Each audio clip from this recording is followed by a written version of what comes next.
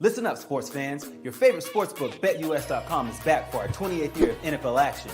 With the industry's biggest sign-up bonus of up to 200%, BetUS offers our members the opportunity to cash in on all your favorite sports, including NFL, NBA, MLB, and more.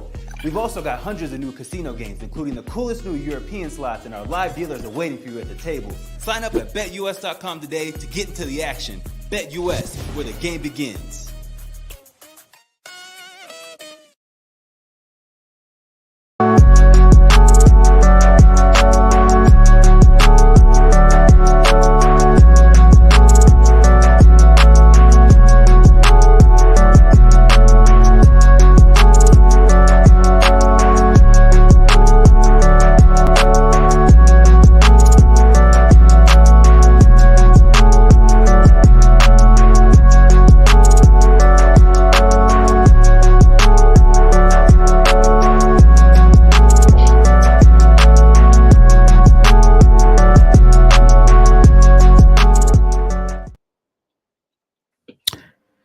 Good evening, everybody. What is going on? Good evening. Happy Friday, fellas. What's up? What's up?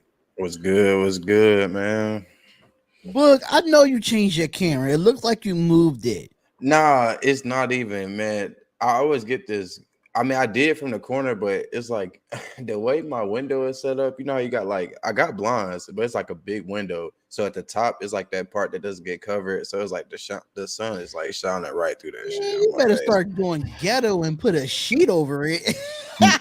Like if I showed it to you, you'll get what I'm saying. But okay, you get what I'm saying. No, I'm saying though, like because you know sometimes you gotta emphasize, especially with certain things. You gotta emphasize, but it's all good. Improvise, whatever. Okay. You gotta make adjustments. Yeah, there you go. Okay. No, I'm saying it because I want to make sure that's what you meant. Yeah, you gotta make adjustments. But it's all good. It's all good. I mean, at least it's sunny there. It ain't sunny in Philadelphia, right? What's going on, everybody in the comments?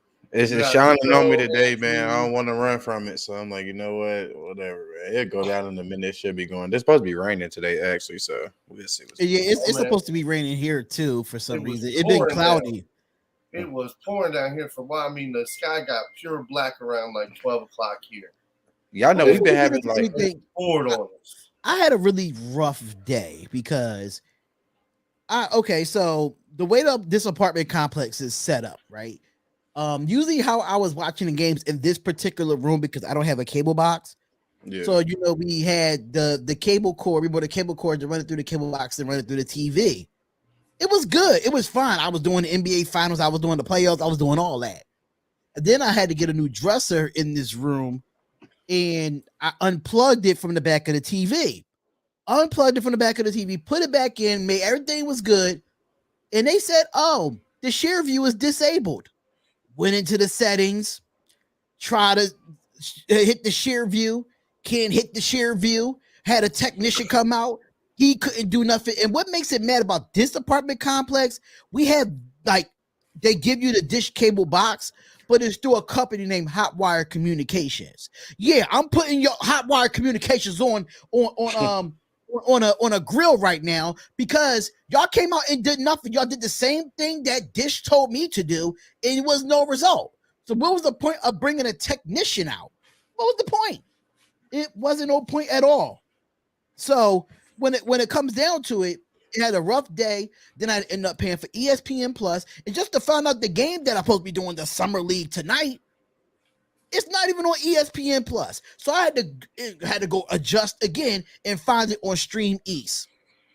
Good luck to my.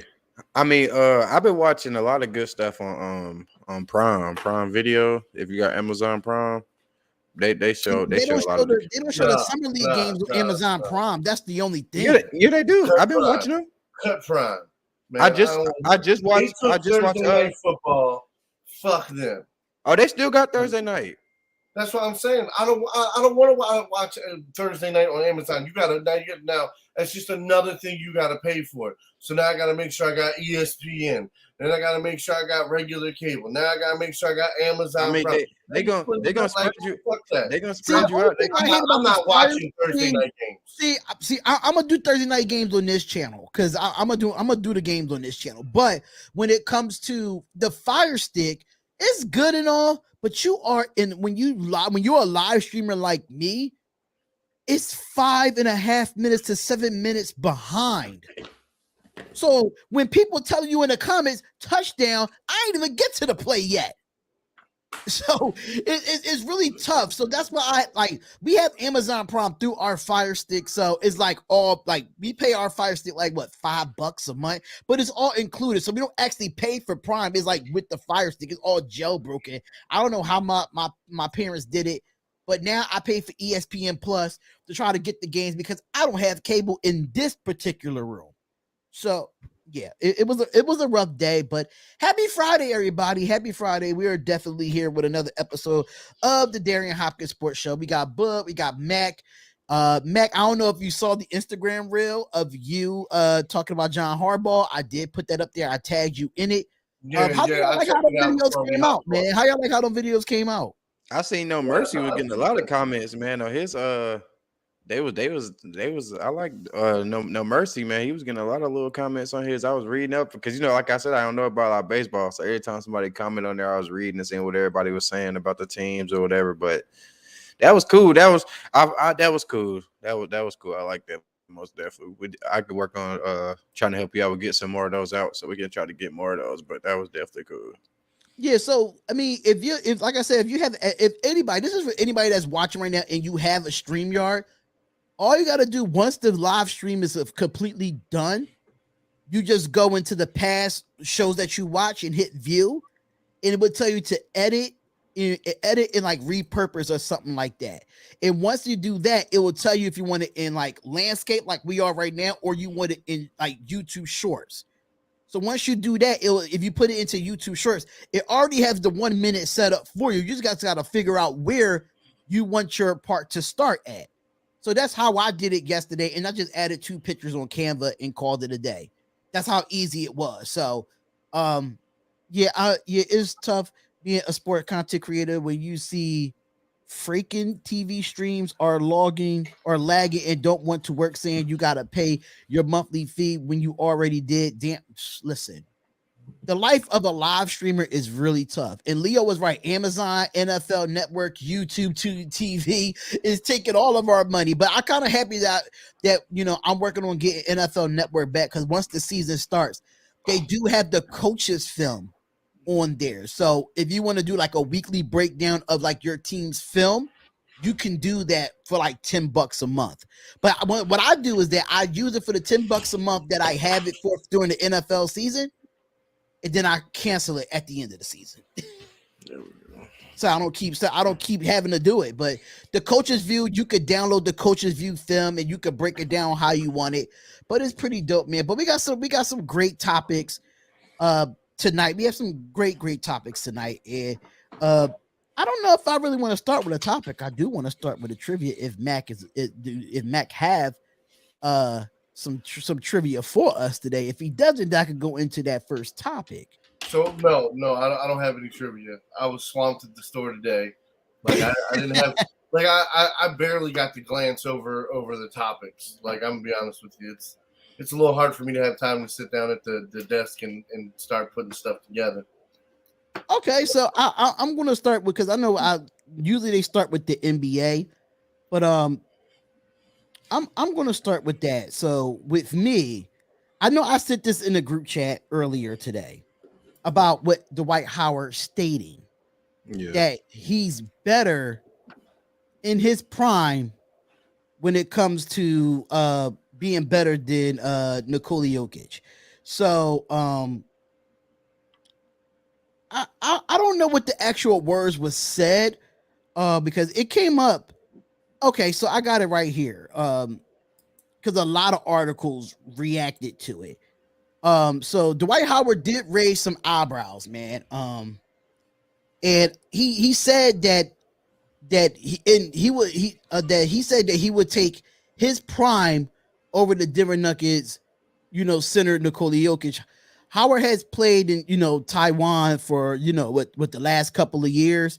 Mhm. And his comments in the interview with Complex, stating that, so people look at you and say, well, Jokic, he scores and he does all this stuff. And no offense, I think he's great. Howard told Complex, I love Nikola Jokic. I don't want people to think I'm trying to hate, even comparing, but I'm going to take myself. I know how dominant I was, and I know how know what I could do with my skills. And on a defensive end and on the offensive end, I was quick enough to get past anybody. And I love Nikola Jokic, and I'm happy for him, he continued. Then he stated that I think he's one of the best centers to ever play the game of basketball, but not going to throw dirt on my name. I'm Dwight Howard, and I know what I've done in this league. Book. I mean, respectfully, at the end of the day, I got trivia. Oh, darn. Can we get through this topic first? No, I'm just telling you, I got trivia. Go ahead. Okay. I mean, it's respectfully though. At the end of the day, it's Dwight Howard, bro. Like, I get it. Jokic won. And I feel like a lot of people get, I don't want to even say blinded, but they just get things confused. Like, we get good players that come into the league, and see, and this is gonna kind of, I guess, so you can get where I still got your stance with the heart and think of what you were saying, because what I'm finna say now, like, you get these players that come into the league and they play good now, when it's like you forget of the greatness you've seen before. You get what I'm saying, of the players you have seen before. And at the end of the day, Jokic is a great offensive player, but when it comes to his position, when it comes to playing center, I'm not talking about him getting super assists, pass behind the back triple. When it comes to playing center, getting rebounds, dunking that ball, being aggressive down there, I mean, Dwight. I got to go with Dwight. So I feel Dwight. Dwight got a championship just like Jokic. 5-time first all team, 8 all NBA, 5 all defense. Jokic got no all defense at all. 3 defensive players of the year. Bro, he got a right to pop his shit. He got a right to pop his shit, bro. He has a right to pop his shit, and I get that. It's a stretch. I think it's a stretch. Prime Dwight, I would definitely take Prime Dwight over Prime Jokic. I would definitely take Prime Dwight because Jokic is not going to be able. Jokic is not going to be able to guard. He wasn't consistent. Jokic not. All he couldn't do was shoot free throws. All he couldn't do was shoot free throws. Really, I think his offensive arsenal is just not better. I'm taking the assists out of it when it comes to creating your own shot as a center. Jokic gets rebounds. That's what I'm saying. Like, he's a walking double-double, if not triple-double. And that's what I'm saying. Like, the whole thing is you take the assists out of it. He still gets rebounds. He still plays solid defense. And the offense is astronomically better than fucking Dwight Howard. Yeah, but Jokic doesn't play in the paint half the time. Half the time, Jokic is not in the paint. Well, exactly. I mean, but again, so put Howard out. If you put Howard against Jokic, that's what I'm saying. Howard out.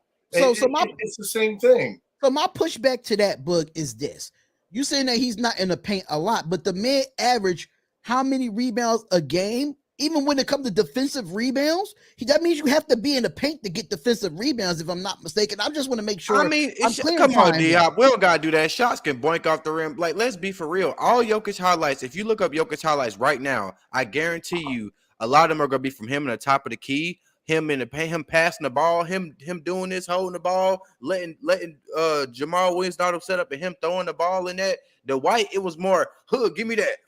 Back down, real big man shit you were seeing. You don't see that.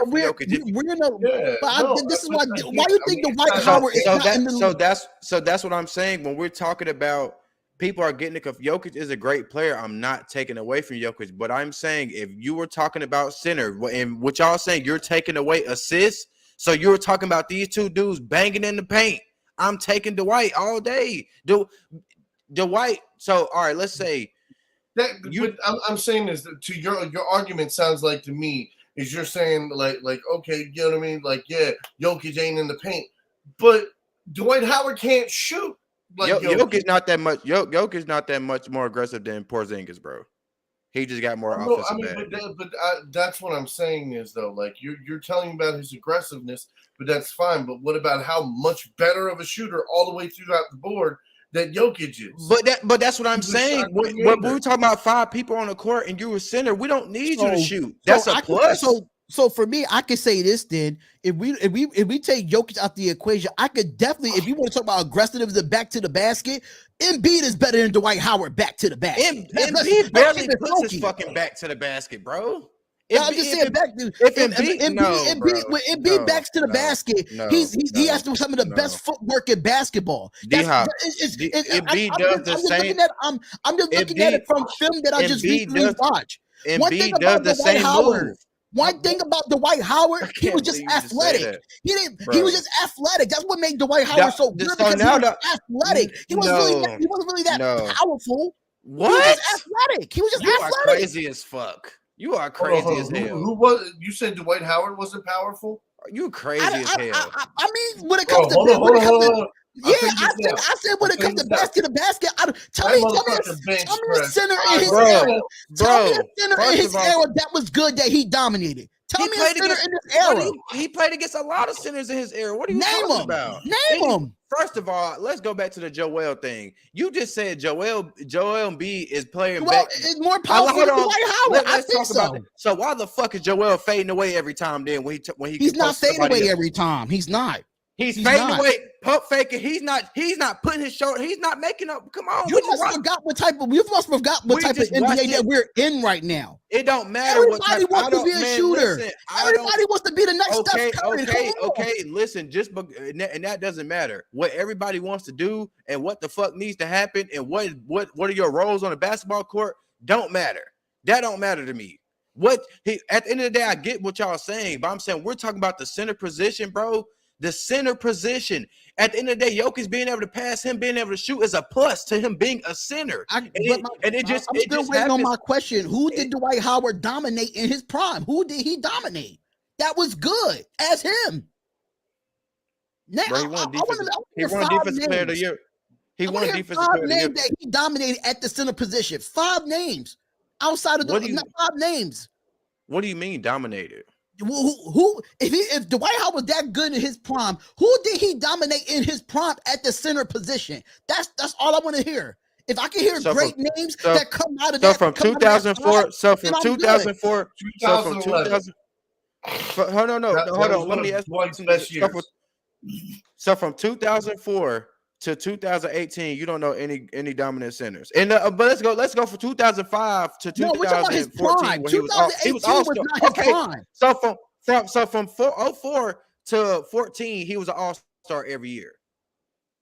So let's talk about them years. You don't know no centers between those good years. See, that's another thing. I don't care for all-stars because the fans vote the all-stars. That's why I don't care for the All-Star game. So what about defensive player? What about defensive player? I don't care for the NBA All-Star game. What about defensive player of the year? What about defensive player of the year? Can I get this? Three times. Can I get this? Ben Wallace. What are you talking about? He went against Ben Wallace. Not a great offensive center, but a good defensive center. Go ahead. Okay. You got Antonio McNess. Who? Yeah, they're naming a bunch of fucking no-name guys. Hold on. I got to scroll through. You can't name a bunch of name no dominant center on both sides of the ball like Dwight Howard was. JaVale McGee's on the list. From 05 to 14, it's a lot of Brendan Haywood, Spencer Halls, Anderson Varejao, Roy Hibbert. Oh my God, these guys. Robin Lopez. These guys were ass.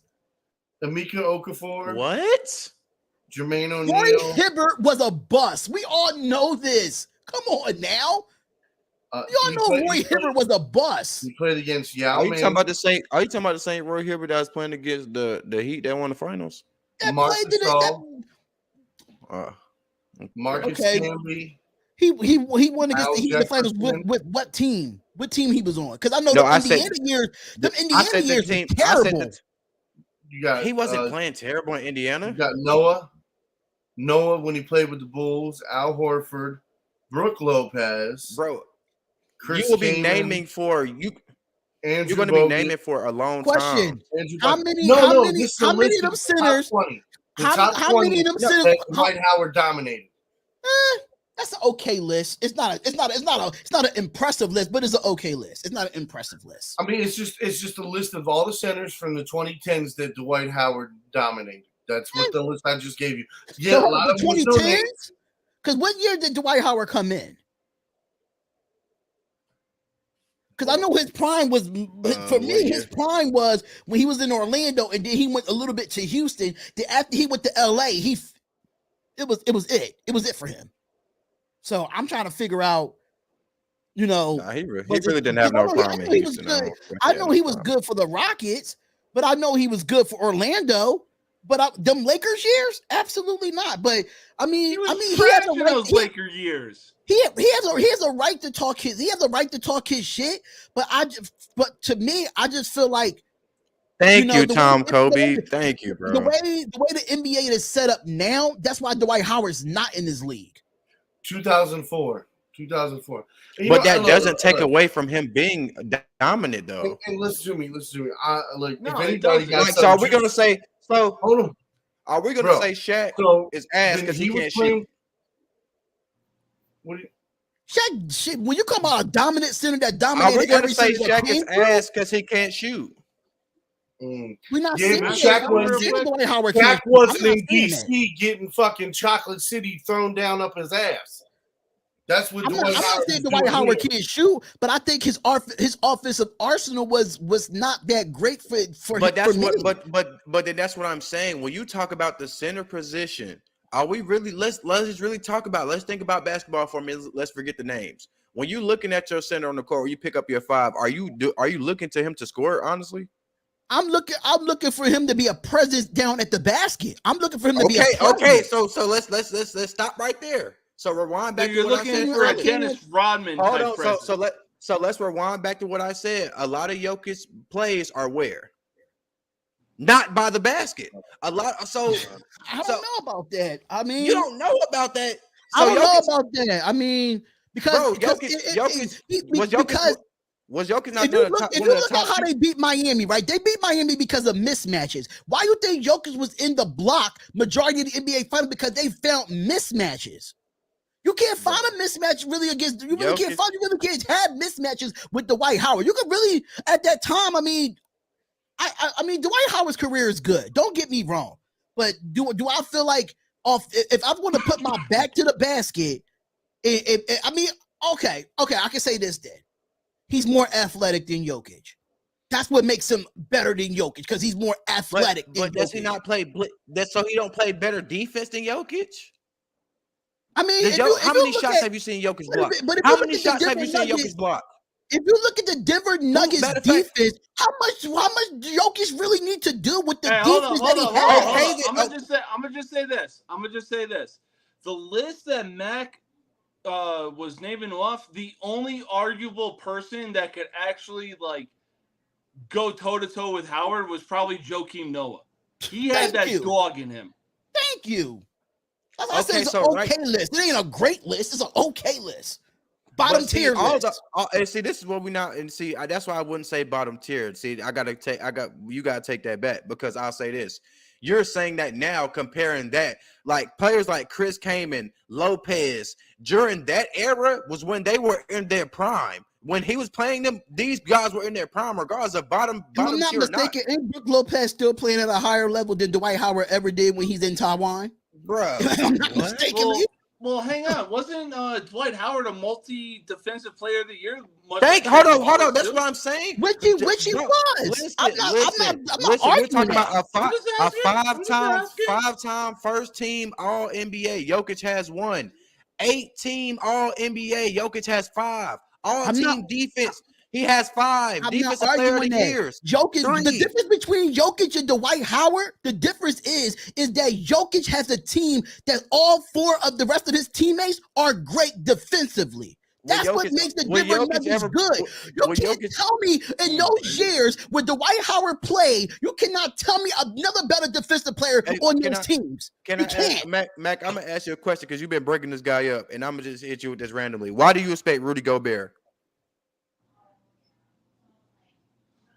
I don't offensively at all, but defensively I do.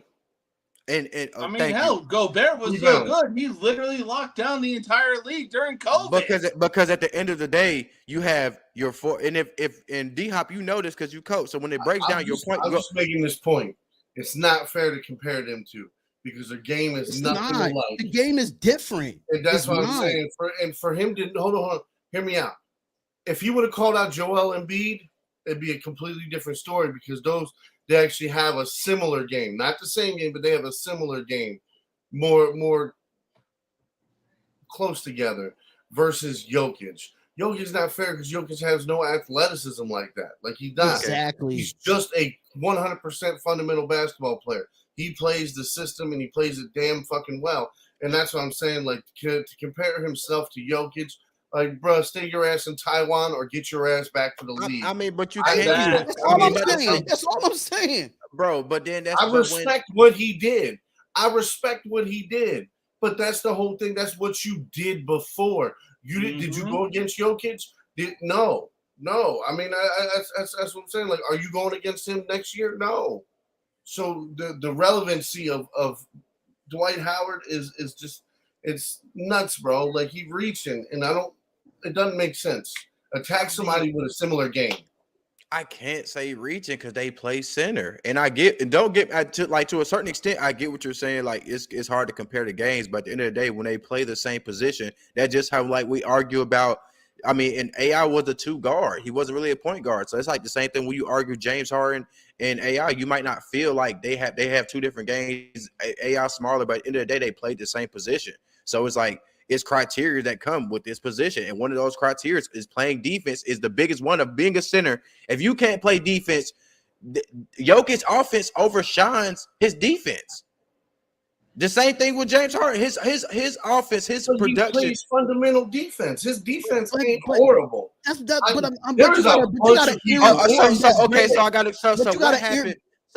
so what happened when he played Embiid in the regular season? Embiid fucked him up. Embiid always doing a regular season. That's nothing new. But at the end of the day, when it comes to every other center, what do Jokic do to them? He fucks them up. But Embiid, because there's a lot of centers in the league right now that's not really as better than Embiid. If you want to look at the list of centers in this league, Jokic and Embiid is the top 2 centers in this league, and then it's the rest of them. Basically, okay. So that even more case in point, you can argue that it was way more centers that were playing regardless of their tier or not, but it was way more centers. Like say it might have been Dwight Howard. You had a couple other guys, like you had a Ben Wallace. You just say it's Embiid, it's fucking like it's Embiid, it's Jokic, and then it's really nobody else. Everybody else not really. Yeah, that which is true, but we are playing in a league where everybody wants to be a stretch 5. We don't live. We see a lot. We see sometimes back to the basket, but we don't see it 90% of the time like we used to do back in the day. Everybody's looking for a stretch 5. They're looking for a more athletic. They're looking for somebody who else for your size you can shoot at the 3 because we are in a 3-point era. If you ain't shooting no 3-pointers, it don't mean shit to the game. We're not basically really, in an era where centers are forced to shoot the 3s versus like guys like Shaq being down low and getting you 20 rebounds a game. And I mean, that's why I bring up guys like Rudy. Rudy is a known play. Rudy don't play no good offense like that, but he's a known center because he plays defense. That's my issue with the league right now because it's good to have a good defensive center, but give me a center that could do both. Give me a center that could do both. Honestly, but you can kind of pick apart these guys that are good defenders by having a center like Jokic who's going to force him to come out to the perimeter and not be near unless you play his own defense, and then you're still in a hazard of having your center stay in the paint for more than 30 seconds and get a violation call. So that's what I'm saying. Like there's ways around it. Don't do it. But the whole thing is for me, again, the assist and everything else, when you have to think about that, like, yes, he has dominance, but Jokic has such a higher basketball IQ. Yeah. When you're talking about basketball IQ, like Dwight Howard, yep, dominant. But was his basketball IQ super high? No. Or he'd still be playing.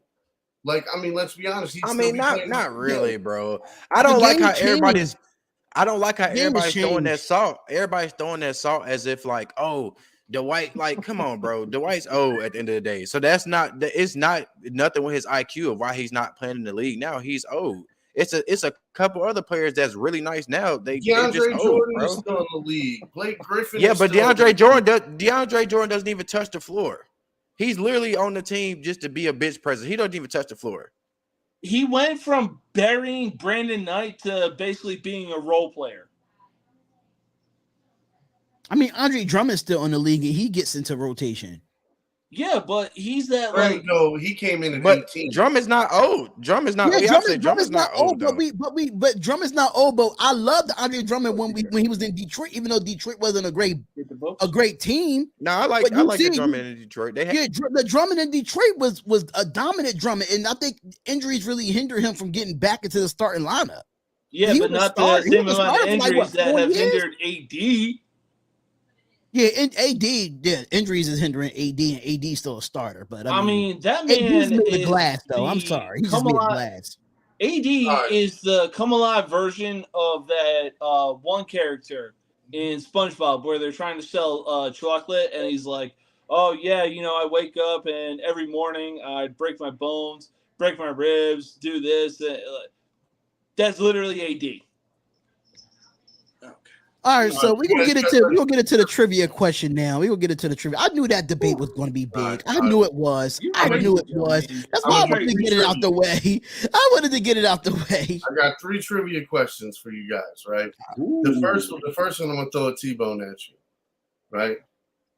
What sport is best known as the king of sports? Soccer. Damn. You got that one straight ahead. I thought that was going to be a little tricky for you guys. No, right, dude, soccer is very big as a world sport. So they consider themselves like they don't even call they consider American football beneath them. Like that's how big it is. Yeah. Well, all right. The next one is, what is the national sport of Canada? The national sport of Canada? I'm honestly between hockey and lacrosse. Is it hockey? Hockey? I think it's not hockey. It's not hockey. What? It's lacrosse. Oh, yep. No Mercy got it right. I mean, lacrosse is really big, though. Lacrosse is an underrated sport people don't watch. It's very underrated. It really is. But here's a fun fact about lacrosse. For Wayne Gretzky, he actually played it growing up, and it was, according to him, it was so physically demanding on the body. That's why he switched to hockey. But me being like a somewhat newish hockey fan and just seeing what they're doing on the ice, I just look at it like there's no way that hockey could be less physically demanding on your body than lacrosse could. I mean, if you look at lacrosse, they have the shoulder pads and the helmet, but they don't have nothing else after that. No, you get hit on lacrosse. Knees are all out really do. It's more padding than hockey. It's hockey and soccer combined, and oh my god, the games that I have watched, makes me want to go back. Fun fact, still, it's like the fact that the great one said that. I got kicked off my lacrosse team in high school because I was too rough. What? Listen. I was a defender, and I would run at kids, and I would check them, and I would knock them like 5-10 yards away. Like I would live like completely off the wham. Oh, so you had that. You was out there on that. You was out there on your blind side, shit, man. Yeah, for sure. I mean, man's out there playing the real life version. I weighed like 280 pounds. Like I was massive. So speaking of hockey, you got one more trivia question for you. I got one more. All right. So the Triple Crown Award is given to a horse that wins what 3 races? Oh my god! I know one is the Kentucky. Is it Kentucky Derby's one of them? That's one. Yep. Damn, that's the only one I know. For real, for real. That's the only one anybody knows. Kentucky Derby. One of them happens here in Baltimore. That's the. I'll give you I just that. don't know the name of it. I have I don't no know about the clue. horse racing. Okay, I got Yeah, it. horse besides racing. Orioles That's a tough one. crab cakes. What the hell else is there to do in Baltimore?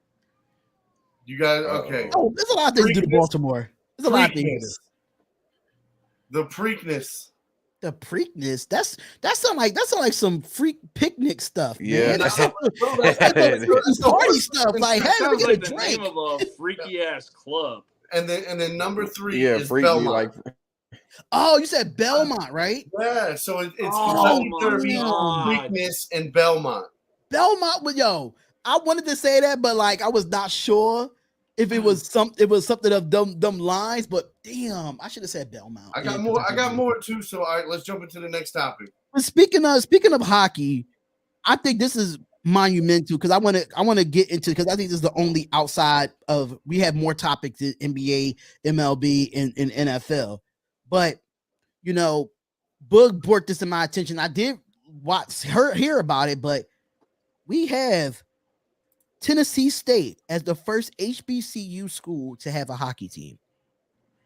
I think that for HBCU, I think this is huge because you see a lot of HBCU schools look into football, they look into basketball, they look into baseball here and there. Yep. You never heard of an HBCU hockey team.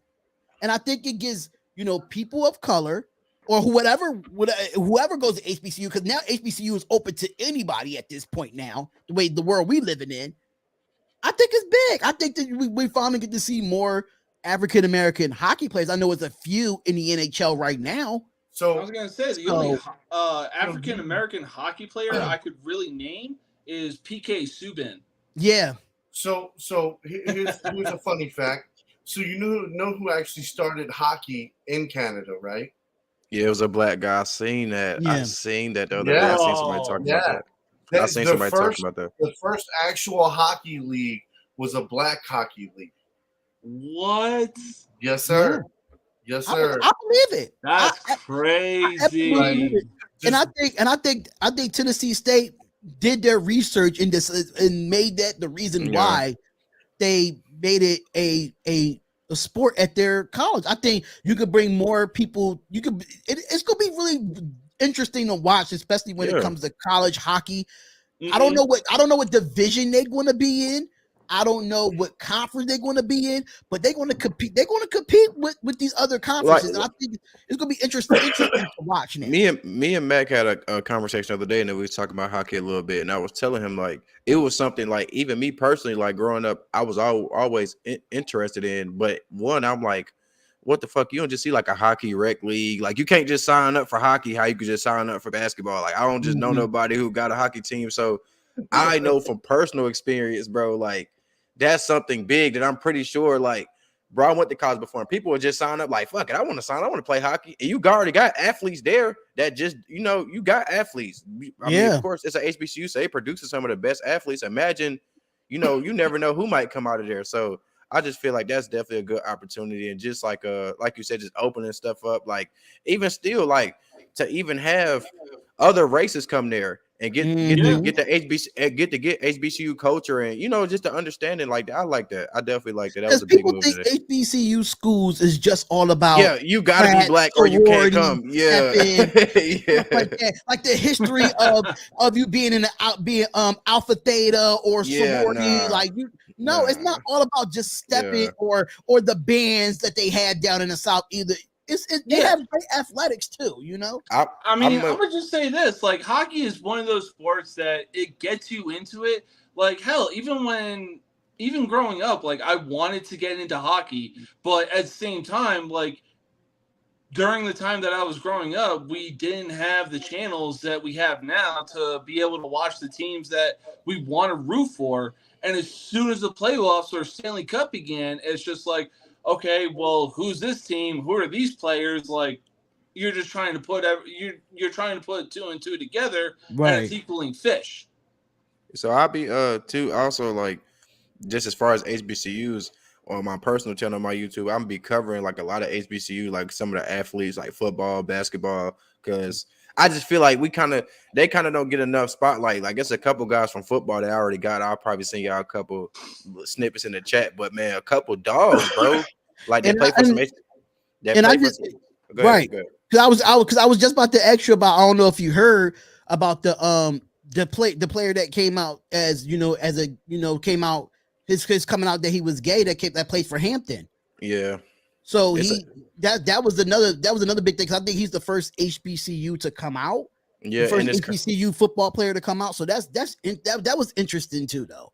Yeah, so I just feel like that stuff just kind of needs a little bit more coverage. You don't get a lot of coverage there. If you ever looked at any like HBCU like YouTubes or just any content creators, it's not a lot of them. It's not a lot of them that's covering that. It's a great niche. Yeah, it's a great niche. Absolutely. I mean, hell, even when it comes to the South, the only thing they really know is football. And that's we were just talking about that. We were just talking. And see, people don't about that the first beginning of the show. But people don't know, like, man, and that's why I guess where like I grew up, like I played football, but I always loved basketball, bro. At a point, especially I say between like 08, probably all the way to like 16, 17, bro, we was the hoop state. Like we was producing hoopers. You got to think like John Wall, like Antoine Jameson, like bro, Chris Paul, like bro, all them like a lot of them guys are from North Carolina. Like we were producing a lot of people. That's right. Chris Paul went to freaking what was it? Wake Forest. Yeah, he went to Wake Forest. Yeah. Even Tim Duncan went to Wake Forest. Yeah, Chris Paul is from Winston-Salem, bro. Like, oh my god, it's a lot of John Wall from Raleigh. We got a lot of other guys. It's even a lot of college athletes that were real good, like that just didn't make it, but. I mean, Stephen A. Smith went to Winston, even though he's not from the South, but he went to Winston-Salem, so the HBCU schools is definitely, I mean, even if you want to go back, you could go back to when Jerry Rice played, when he was, I think when he came out, I don't know if it was Jackson State, it was another one, but he came out of, I think it was Walter Payton that came out of an HBCU as well. So you have a lot of greats that come from them schools. And that's why I kind of felt like what Deion Sanders did when he was here, coaching HBCU. So he really put it on the map. Yeah, at Jackson State, he really put HBCUs on the map. And I think he still connects with them. But I think HBCU for hockey in itself and for the sport, I think it just opened up the whole brand new lane. It really does. I mean, the fact that it's like it's broadening the horizon, because it's like, hey, we want to show that we know more other sports other than just football and basketball. Right. Yeah. And that's why I don't know if y'all seen the show, but All American Homecoming, it definitely shows a kind of like a bright spot of baseball in HBCU. So that's pretty different. Yeah. Because I watched All American. It's crazy. The movie, I mean, the actual show, the football show, but Homecoming is a little bit different. The HBCU baseball All-Star game actually just passed. I didn't really watch it. I didn't really get too much into it, but like I said, I try to keep up with the HBCUs. But I know the All-Star game for the boys just passed not too long ago, and they were saying they were having something with the MLB trying to come there and recruit more guys and stuff like that. So I know MLB, as far as HBCUs, is kind of making some strides too to try to produce more people, I guess, to get them into them big leagues. You know how hard it is, like, I guess, for them guys to get to the NFL or the NBA just coming from the HBCU. So I just seen that recently though. So I mean, I can't wait to see what Tennessee State does. I'm definitely going to follow it when it comes to the first HBCU hockey team that they have. But let's get back to, you want to go into some trivia before we go into the next topic, bro? Yeah, all right. You guys ready? Oh man, come on now. Bring it to us. Bring it to us. Let's go. All right. So which boxer fought against Muhammad Ali and won? It wasn't Frazier, was it? It was Frazier or George Foreman? Frazier. Was it Frazier? I should know that. God damn it. Now I know my Ali. Now if I don't know nothing else, didn't ESPN do a 30 for 30 on Frazier against Frazier against Ali? Yeah, they did a 30 for 30. I didn't get a chance to watch yet. Man, I'm so upset. I swear to God. I should have known that because I used to live right down the street from Joe Frazier's gym. Like I used to live down the street. Hey, my mouse just died. That's it. Yo, you got the same mouse as me. You got it from Five Below? No, I got the Apple mouse. Oh, it look like I'm cheap. I'm cheap with mine. I'm sorry. My aunt owns some land. It's like she basically got her own farm. It's like in Cleveland, where it's like in the country part of Cleveland, and it's like right down the street, like a couple miles down the street. Is Don King's training camp. Well, Ali used to train at. It's crazy. So I get to go see it. Get to ride past it and see it sometimes. So that's kind of always know my Ali stats. Into boxing, but I know how rigged it is. I'm sorry. It's just so rigged for me to not watch. Honestly, it's been hard to take boxing seriously ever since fucking Jake Paul has come into the mainstream. Man, but man, y'all better get ready now. That new fight with Spence and your boy, that's gonna be a good ass fight. Now, bro. Another thing that made it look like a joke when Mayweather took on that exposition on Zeus Network. I don't know what you said, who he was fighting, but what you say, Matt? I said you talking about the Tank fight. No, not Tank. Earl Spence. Okay. I forgot who he. I forgot who he fighting. He was talking to somebody else. Because Tank's my boy. Earl Spence.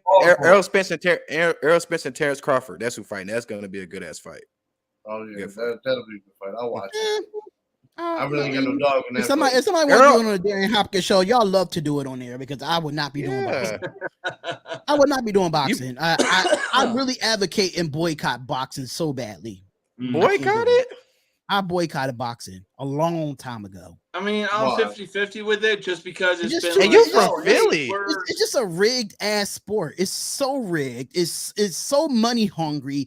There's no passion in boxing anymore. You can't. Boxing is just at the bottom of the barrel for me. Yeah, no, I mean, I gotta agree because I stopped taking boxing seriously ever since they started promoting Jake Paul, and it's just been Jake like Paul and him actually winning is crazy. Like him actually winning fights, like what the fuck? No, I get that, but he's been facing like former NBA players, a dude that got knocked out in 5 seconds against Jorge Masvidal, and it's like, dude, your only fight was against oh my god, what was his name? Tyson Fury. Oh yeah. His little brother Tommy. Can I reply to that? Can I reply to that? You said I watched WWE and it's scripted. The difference between WWE and boxing, WWE is more entertaining than boxing. It's just entertaining. That's why it's called World Wrestling. That's why it's called World Wrestling Entertainment. That's why I have the E at the end of the entertainment. The difference between scripted and being rigged. The thing about it is the difference between scripted and being rigged. It's not like in wrestling, the loser's going to make money after the fight. But when it comes to boxing, but I got a question though. When you say that, you have to put it in perspective. So think about your all-time best wrestling match, right? Like, or let's just say, like, not even the one you've seen, but just the best wrestling match that the wrestler say, okay, I know y'all talking about the Hell in the Cell with Mankind. That wasn't scripted. But do you think you compare that to Ali fighting in Africa? Do you think you compare the two? No, I'm do you not think saying, compare that to? Do you think compare a Pacquiao and a? You think compare a Pacquiao? But I think he's comparing today's boxing. Yeah. Versus, I mean, but you still got a couple good fights like Tank. I was gonna say that though. D-Hop, you got like Tank, even Spence and the other guy that he's fighting. Yeah. Both of them, like they're good boxers. Like in heavyweight, like you got Tyson. Tyson Fury's a decent boxer. I mean, he's not exactly who you would want to see as a heavyweight champion, but again, like, you know, he's at least a decent boxer compared to the dog shit we was fed for the last 2 decades before. I mean, after the 90s and in the early 2000s, we've had nothing.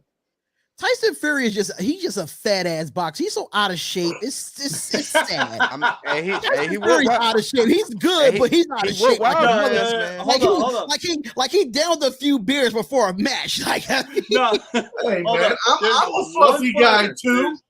Like, One God fighter damn. that That don't mean I Tyson Fury can't teach your reminds ass me of. up. And Yeah, it's I don't- Australian fighter Tai Tuivasa.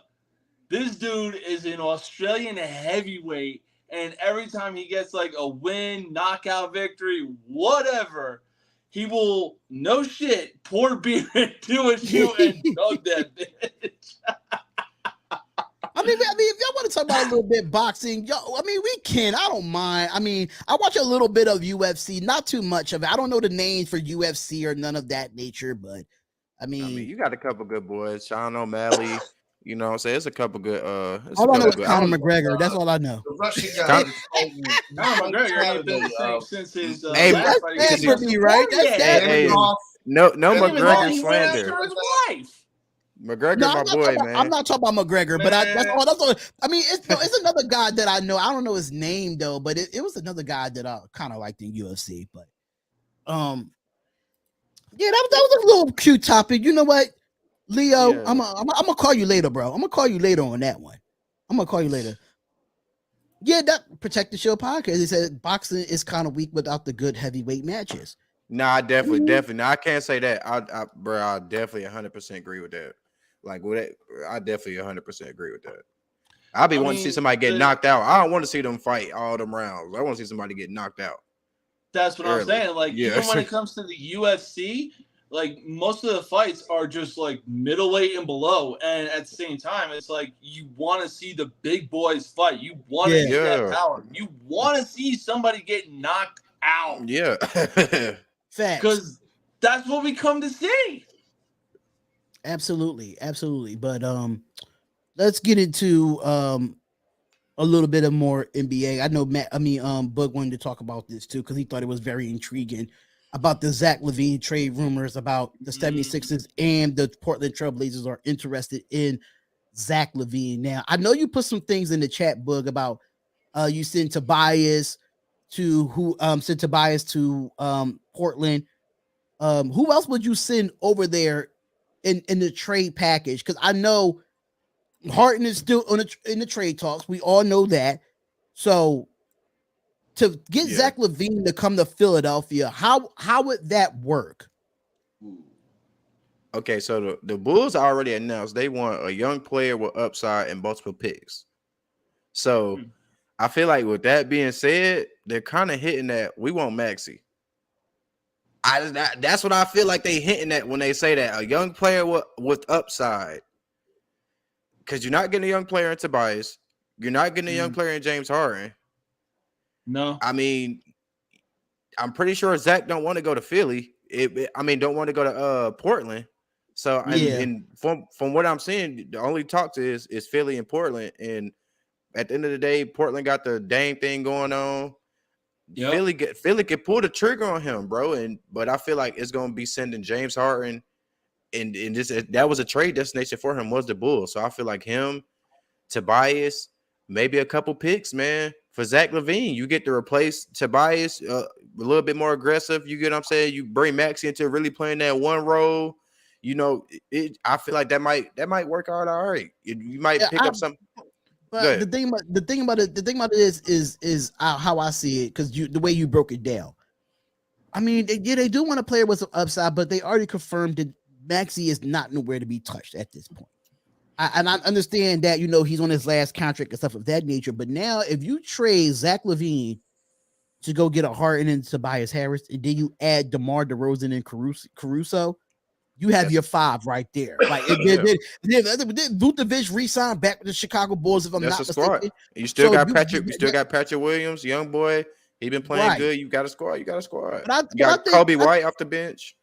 Right. So, I mean, if you could add a third team into the 76ers Blazers trade talks, something might can happen here without using Maxey.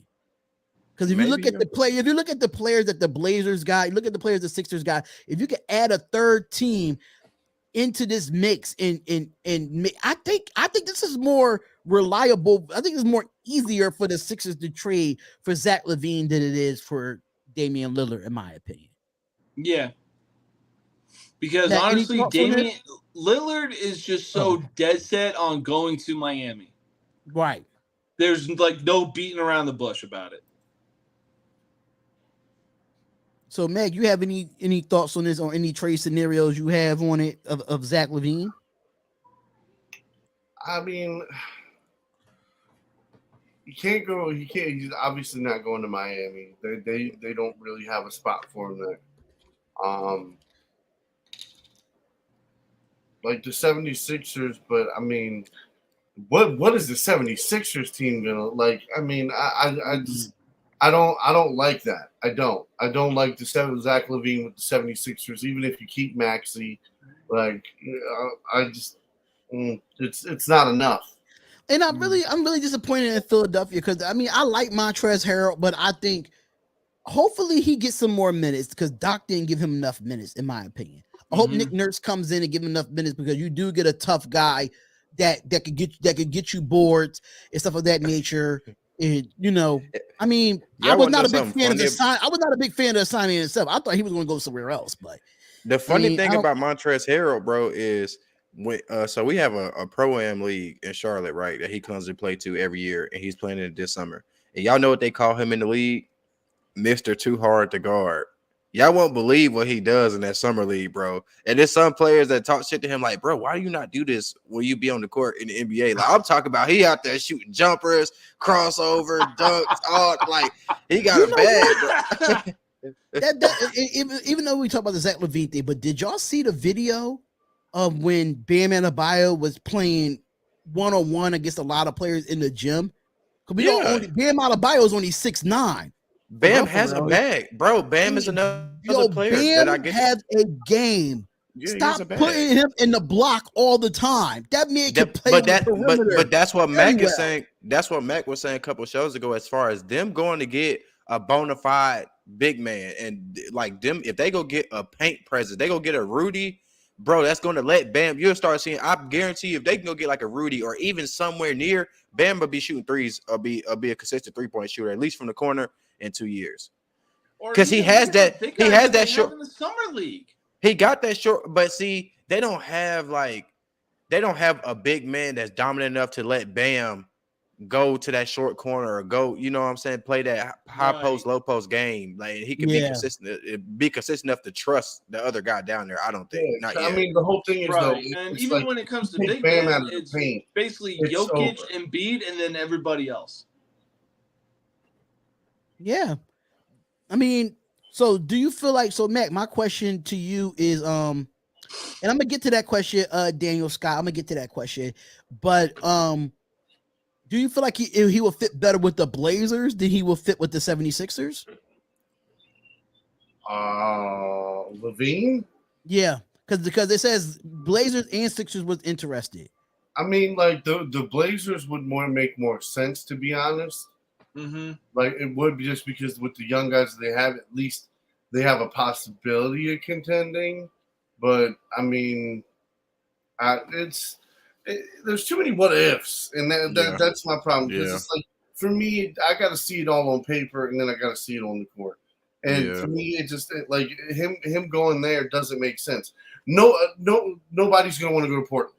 Exactly. Not many people are going to want to go to. Nobody want to go to Portland, bro. And he wouldn't want to stick. And he wouldn't want to stick out. And let's be honest, the Bulls weren't bad. You get what I'm saying? They weren't the best that they've been. But bro, you're going from the Bulls with DeMar DeRozan to the Trailblazers. Henderson, that's you get what I'm saying? Yeah. Right now. And at the end of the day, and I get everybody, like, people don't like to hear this, but it's basketball. It's the real is real. Scoot is not proven in the NBA yet. He's a talent. Even Wemby, it's a lot of players that I can get there good, but they're not proven yet in the NBA. And so I just feel like Philly is going to be the best move, but I get what Mac's saying too. But from what I'm hearing from Philly is exactly what I said. Like, they're feeling like they give up Tobias, they give up Harden, they're going to get that same production, a little bit more younger, a little bit more twitchy player. You get what I'm saying? A little bit more consistent shooter than Tobias. He created his own shot. Tobias couldn't really do a lot of all that. So they feel like if they give up that, then that's what they're replacing when they get Lavine. Now, I get what Mac's saying, because, bro, you still got to think that, that changed the whole dynamic of that team, bro. I feel like the Timberwolves beat the Pelicans. Yeah, I seen that. bro, the guy from the Timberwolves, the Milwaukee Bucks is beating Denver right now. What's his name? I just Dawes? turned on the game right now. I'm watching Chicago and Toronto right now. So some guy. Yeah, So look out for Dick Grady in the Raptors game, and then in that Milwaukee game, I forgot my boy's name, but he a big man from Gonzaga. I'm forgetting his name right now, but you should see him, big boy. I know exactly who you're talking about. Mm-hmm. So Daniel Scott asked me a question. Said, Darion, is Breanna Stewart MVP, and is this a lock? I'm gonna tell you now, no, it's not a lock until you can outplay Asia Wilson. And when the best two teams, which is the New York Liberty and the Las Vegas Aces, played against each other, Asia Wilson had her way with her. So, I mean, numbers wise, statistically, if you look at it, I mean, you could make a case for Breanna Stewart, but Asia Wilson's just that girl. She's just that girl. It's crazy that you brought up the WNBA because I came a little bit ready today. So I had a little stat about Breanna Stewart. Breanna Stewart is the 6th player with multiple 40-point games in a single WNBA regular season. You get what I'm saying? She had, so I mean, and like you said, stats wise, she been balling. She had 43 on the 5th. The day before, what she have? She had 43. So, bro, that's tough. It's tough. It's tough. I mean, I'm just waiting for the All-Star game to happen. Wait till the second half of the year, and then I can really make my lock. But right now, I do like Asia Wilson, and just the way the team of the Aces right now, they're 15-1. They only lost one game, and that was against the second best team in the Eastern Conference, which is Connecticut Sun, with 13 wins. So with that being said, it's going to come down to like the last game of the season or whatever happens in the playoffs for them to be MVP. But they're the top 2 players in the league, though. They are. I mean, I'm gonna just say this: whatever team or teams get Angel Reese and Caitlin Clark, the WNBA is definitely going to be something to watch, because after what we witnessed in the national championship game between LSU and Iowa, the fact that it was the most viewed game in women's college basketball history. And just imagine the rivalries between Tennessee and Connecticut back in the day. That was still overviewed by them as well. It's crazy. Yeah, it's crazy. There were so many. I got some more trivia too. I got some more trivia too when you're ready. Okay. And can we just give a little RRP? D-Hop, I'll let you run that real quick. But I know they had a big loss today. Yeah. The women's basketball community did have a big loss today, especially in the Tennessee Lady Vols community. Nikki McCrae Pearson passed away at the age of 51. Now, I knew that she was battling breast cancer back in 2016. So I still, even though they graduated from the University of Tennessee, I still follow them and where they go, how they coach and stuff like that. She coached at Rutgers. She was assistant coach at Rutgers. She was a head coach at Mississippi State, and she was currently one of the assistant coaches for South Carolina under Dawn Staley. She was part of some of the best teams that Pat Summitt ever put across in those early 90s with even before Shamiqua Holtzlaw got there. But, she was definitely a baller. But RIP to Nikki McCrae. That's for the Lady Vol Nation. Wishing y'all my prayers. And, she's back with her coach. She's back with one of the greatest college basketball coaches, male or female, Pat Summitt herself.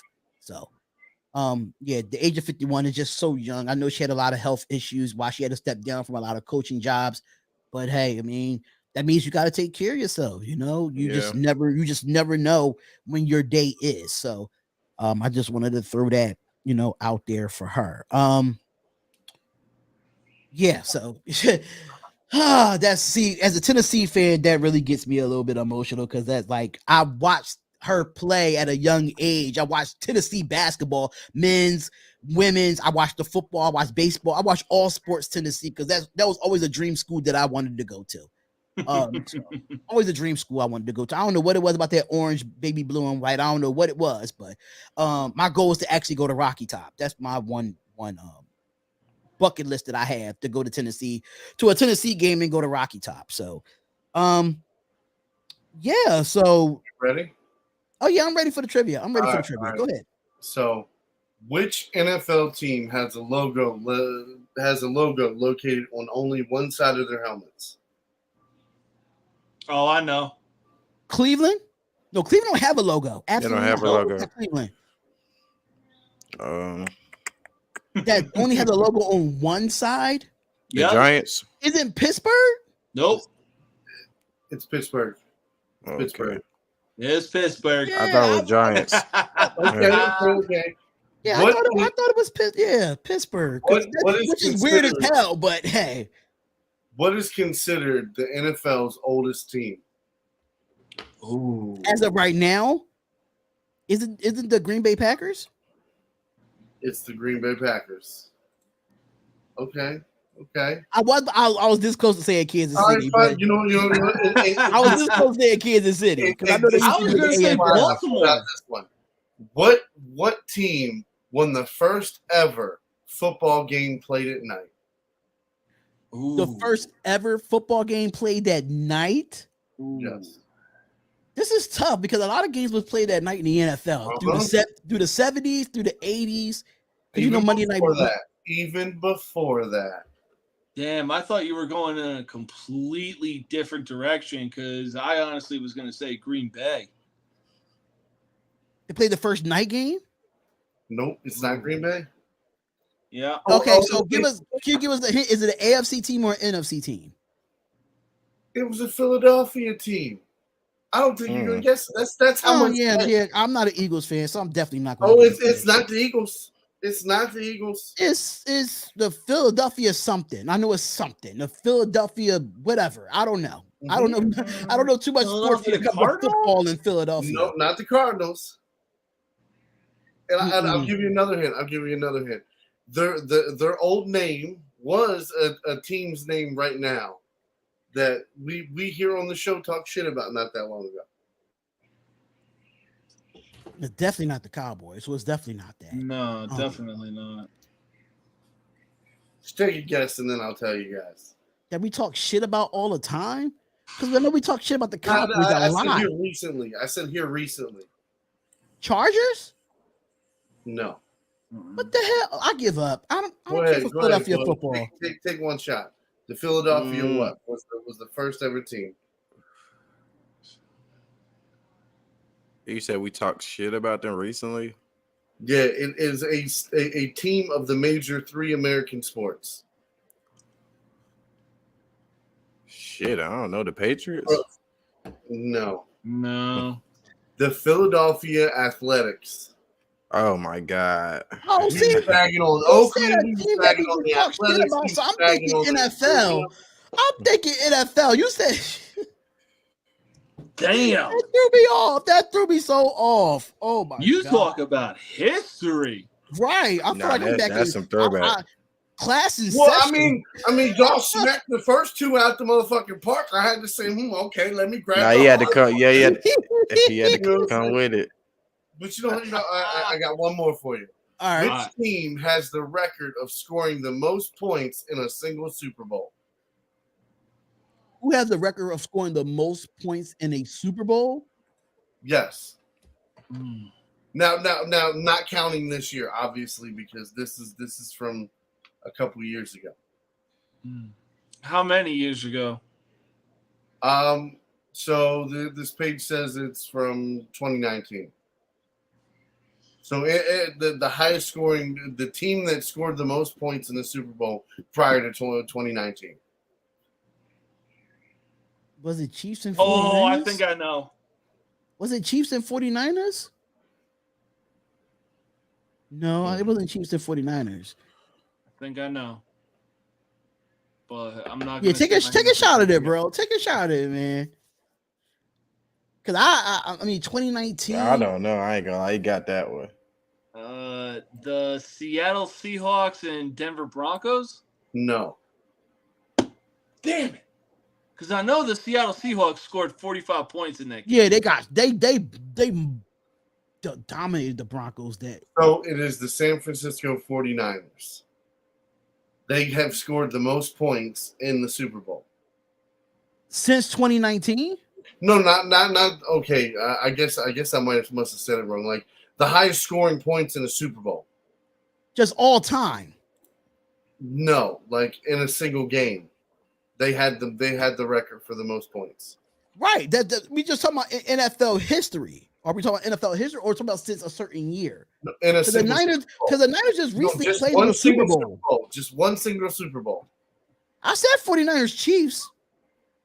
Oh, I didn't know who you were playing. I heard you say 49ers. I said 49ers Chiefs. I thought it was the 49ers I was like, Chiefs game. So which one? I thought you were saying like you were trying to pick which one you were gonna say. So No, I was thinking of the actual game of the Super Bowl. That was a hell of a Super Bowl. Yeah, 49ers and Chiefs. That I could go back and watch that over again. Like that was a good Super Bowl. That was a good Super Bowl. So now they're Bleacher Report put out. This is the last NBA topic. We can go strictly NFL and just keep going from there. But we just gonna go through these real quickly. Ranking the top NBA trade targets that's still on the market. Ooh. So we have a few of them on here. Actually, we have 6. We have. But we're gonna go from top to bottom. So we're gonna go with number 6 here. And the first one, of course, I don't even know why we even say this. They put him at 6, and that's Damian Lillard. Damian Lillard is one of the ones that's on here for a top trade market. Number 5, of course, we just talked about Zach Lavine. So number 5 was Zach Lavine. Number 4 was Paul George as a top trade market. Now, I'm not really big on Paul George being a top trade market because of his injury. I know his athletic ability and the way that he plays. He could still be a top player in his league, but I'm not a big fan of him because of his injury prone and his injury status. They got this all messed up. Let me go back. Okay, yeah, they got this all messed up. So technically, I went from 6 to 1. I was actually going 1 for 6. So 1 to 6 was Damian Lillard. 2 was Zach Lavine. 3 was Paul George. 4 was James Harden. 5 was Pascal Siakam, and 6 is honorable mention with Karl Anthony Towns, Jaylen Brown, and DeJounte Murray. But that you could take DeJounte Murray off of that because he just got paid yesterday, if I'm not mistaken. So, I mean, but yeah. So I mean, you can put him under that honorable mention. But how do you feel about those names being the top trade markets, as far as in that ranking goes? I mean, Murray should have stayed in San Antonio. I mean, I think he'll be fine in Atlanta without Trae Young. Yeah, it seems like he's taking over. It seems like he's taking over Trae Young's. Like, I watched them a lot because I kind of like them together. But Murray kind of one gives him that more. He can guard either the 1 or the 2 on the court. So it's like they always kind of going to him in a lot. If you don't realize in crunch time, they were giving Murray the ball a lot. He was bringing the ball down and kind of setting Trae up for a shot more than Trae had a bad shooting year. He had a real down year last year. Murray kind of stepped it up a lot. Yeah. So I could see them, like I said earlier, I could see them keeping Murray. That's why they dropped that big bag on him. And I could see them trying to get Trae out of there. But I don't see Murray going nowhere. Fair enough. Out of all these names that was on the list, what was the outside of course, Damian Lillard, James Harden, Zach Lavine? Out of all of those, for me, the most intriguing one is Pascal Siakam. Like, I think he's one of those underrated guys that a lot of people don't talk about much since their championship run, in my opinion. But I think Pascal Siakam, I mean, he did kind of have like a down year last year, but he always been a consistent type of player that really don't get talked about. He has good defense too. And his offensive game, is kind of underrated too. I mean, he could definitely get boards. He could definitely shoot the ball when he can. But I think it's really intriguing of where Pascal Siakam goes and where he fits on what team. So any other intriguings that y'all have, y'all see that's really that y'all want to see get moved outside of the main ones? I mean, get moved. I was going to point out is Siakam, but you took Siakam, so I'm. Oh, so we hear that, Matt. We hear that. I mean, one guy didn't hear get mentioned that I think should be an honorable mention is Christian Wood. Like, at the end of the day, like I think Dallas wasn't a good kind of, what do you call it? It wasn't a good program for him. It wasn't kind of, that scheme didn't kind of fit him as a player. He kind of wasn't good with that. But you put him on a team, he can shoot off the dribble, shoot the 3, You know, he can rebound a little bit. He still got something in the tank. You just got to put him on the right team. Christian Wood's still out there, so I think that's a guy that should have been mentioned. PJ Washington from Charlotte, Oubre. It's a couple guys out there that he put them on the right team. They like if we moving away from Tobias, like you bring in somebody like Zach, and you can still grab like a Oubre. That kind of fills in both of those pieces. So it's still a couple. I feel like Oubre and PJ, Christian Wood should have been on there. Like those are some big guys that should have been on there.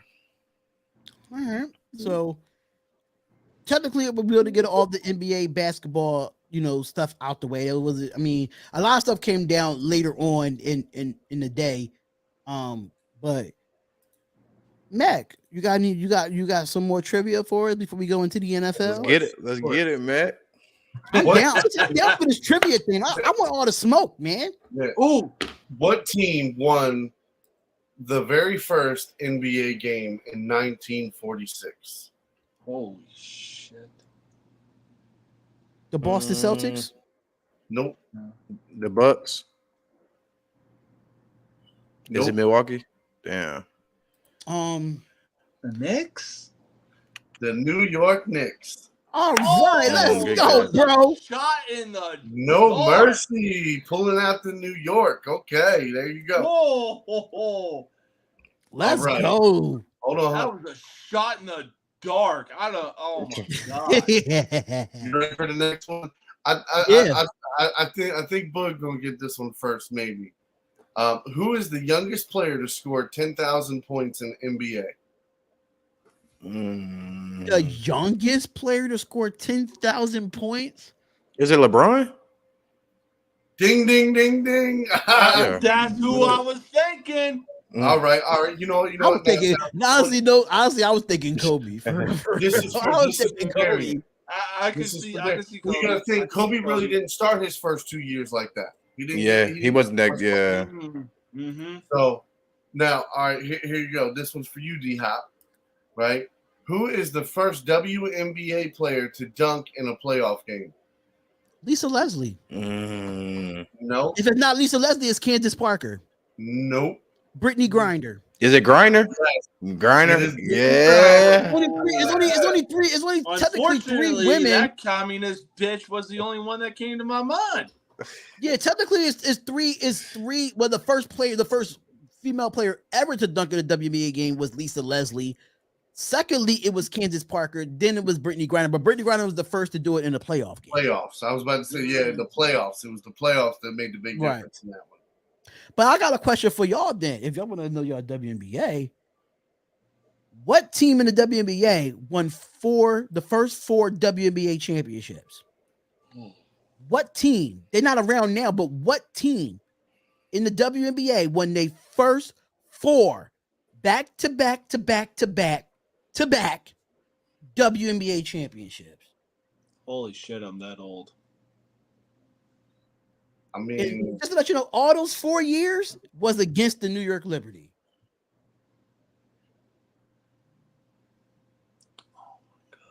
Was it a Seattle? Was it a Seattle team? It was not a Seattle. It's a West Coast team, but it's not a Seattle. Is the Sparks still playing? The Sparks are still playing, but it's not them. Oh my god. Are they in the Bay Area? No. They from Texas. Was it the women's team for the Spurs? You're close, but that was the San Antonio Spurs. So when you say you said Texas, so it got to be because Dallas. It got to be a Houston team. It got to be a Houston team. Yeah. I don't know. Who was it? Yeah, it was the Houston Comets where they had Cheryl Swoops, they had Cynthia Cooper, they had Tina Thompson. That was the first WNBA's big 3. Just to let y'all know that's basketball. That's women's basketball history for y'all. They was the first team. They was the only team in the WNBA to win 4 straight WNBA championships. Wow. So I just want to give y'all a little bit of my WNBA knowledge as well, because RIP to Kim Peratt too, because she was a part of them four. Well, the three out of the four until she passed away. But we could get into some NFL talk here real quickly, and I want to get a talk to about the something Bug brought up to me, the Corey Dillon situation about him ripping the, I guess, talking down on the Bengals Ring of Honor.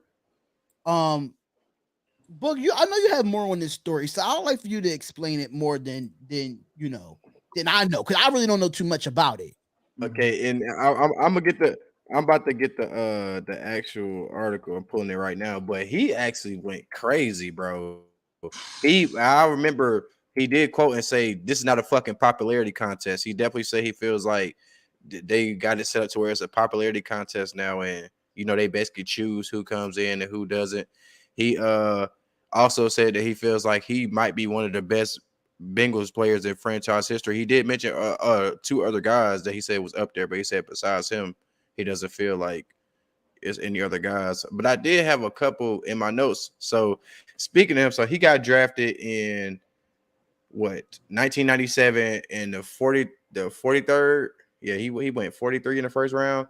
He surpassed 1,000 yards in 6 out of his 7 seasons. He played for Cincinnati from 97 to 2003. He went to become the Bengals all-time rusher with 8,000 rushing yards, with 1,800 attempts. He spent his final 3 seasons in New England. I mean, bro, like he still holds records right now for rushing attempts. Career rushing yards, most 100-yard games. He had 28. Most rushing touchdowns in the game. He had 4, and he got a 96-yard run in 2001 as the longest rush in team history. So I just looked up his stats too as well. He has 8,061 rushing yards on 1,865 attempts. Led the franchise in both categories by a wide margin. So, do y'all feel like he has? I'm gonna just say this: like, I've been playing NFL Street for a while. He's even a beast in that game. You put Madden aside, that dude's a beast. So what he said, man, you can quote me word for fucking word, print it, because nobody gets this shit. I want exactly how I told you, no spins, no nothing. And so what did he go on to say? They kind of went on. He said, I didn't pull no punches. I'm not ducking nobody. I don't have no friends. I'm trying to protect so I can speak freely about whatever I need to speak freely about. It's damn near criminal what the Bengals Ring of Honor voters are pulling off. To be honest with you, did I not play for them? I don't know, bro. I'm curious about that because it looks like they are glossing over me. For what reason? Because I left? That's not a good enough reason. You are telling me there's 5 other players better than me at my position that played for the Bengals. And trust me, this is no knock on whoever is getting in with who goes in, but this is what it's about. It's about what is your excuse going to be? I'm pretty sure they will put fucking John Kenta in there. I don't know who that is. Y'all might know. John Kitna. He said, I'm pretty sure they will put Kitna in there before me. Matter of fact, they will put Scoot Mitchell will end up in the motherfucking Hall of Fame before I do. Wow. You know what? If John Kitna goes into the Ring of Honor, he don't deserve to freaking be there. Let's just be real. Like, I feel for him. I feel for him. As much as he put into that organization, I understand that he left and played for the, he left and played for the Patriots and stuff of that nature. But I mean, sometimes you can't. You're not. I mean, even Tom Brady, he didn't play for the same team all his whole career, but majority of it he did. But if you look at a lot of teams, a lot of players that come into the NFL, they don't stay on one team forever. They just don't, because how the business is set up. So there's only a select few that have actually done it. I feel for him, man. I really do. Like he's probably one of the best running backs in Bengals history. Yeah. Oh yeah, without question. Without question. So yeah, and I'm sure the dude came up when Chad Johnson was on the team. Yeah, he played Chad Johnson. Don't think it's like, again, like I know the AFC North from 99 on for damn sure. All right. So I know who the fuck he is. The fact that he's not in the Ring of Honor by now, it's fucking nuts. It's disrespectful to him. Yonda, his first 2 years out, bam, we brought him straight in there. Like Haloti Ngata is in our Ring of Honor. He went to do, you know what I mean? We packed him to Detroit. Like I'm just saying, like with guys like that, there shouldn't be a hesitation. If there's hesitation, that means you got shitty owners. I would love to see who's the people who's going in. I want to know the people who's going into the Ring of Honor. I want to know who the actual people is. Chris McAllister is a huge snub, and I don't think he gets the praise that he should, because the whole thing is they look at his stats and you look at tackles, and it's like, fuck the tackles. I don't want to see the tackles. Show me the passes defended. That's what should make a cornerback really get into the fucking issue. If you got a bunch of tackles, that means you allowed a bunch of fucking catches. No offense, and it does. Now safeties is a little different, but when you're talking cornerbacks, you know what I mean. Unless you're a slot cornerback, he was an outside cornerback, and he held it down for over a fucking decade with the Ravens, one of the best defenses ever. Come on, man. And you're talking about. I'm gonna just say this: the only reason that I noticed the Cincinnati Bengals were for 3 players. 2 of them, they're pretty obvious: Carson Palmer and Chad Johnson. And man, you can throw TJ Humzada in here too. Nah, fuck that. You throw that motherfucker in there, man. Fuck. I was gonna say it's been a while since y'all heard this. Fuck that motherfucker. He played like. Why you don't like TJ Humzada? What's wrong with him? What you mean he played like shit his last year as a Bengal, then came to the fucking Ravens later in his career and played like even more shit. He was the only dude basically carrying that team. Yeah. Nah, man, they had a decent tight end. They had Chad Johnson. Like the Bengals have always had a decent. No, they have.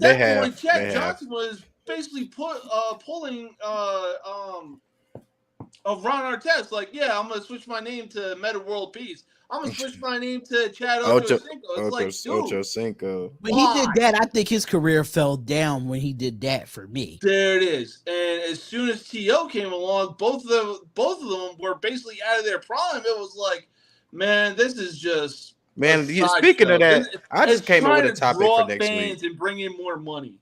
I just came up with a topic for next week, man. We should do top 10 all-time receivers. We could do that Monday. We could definitely do that Monday, man.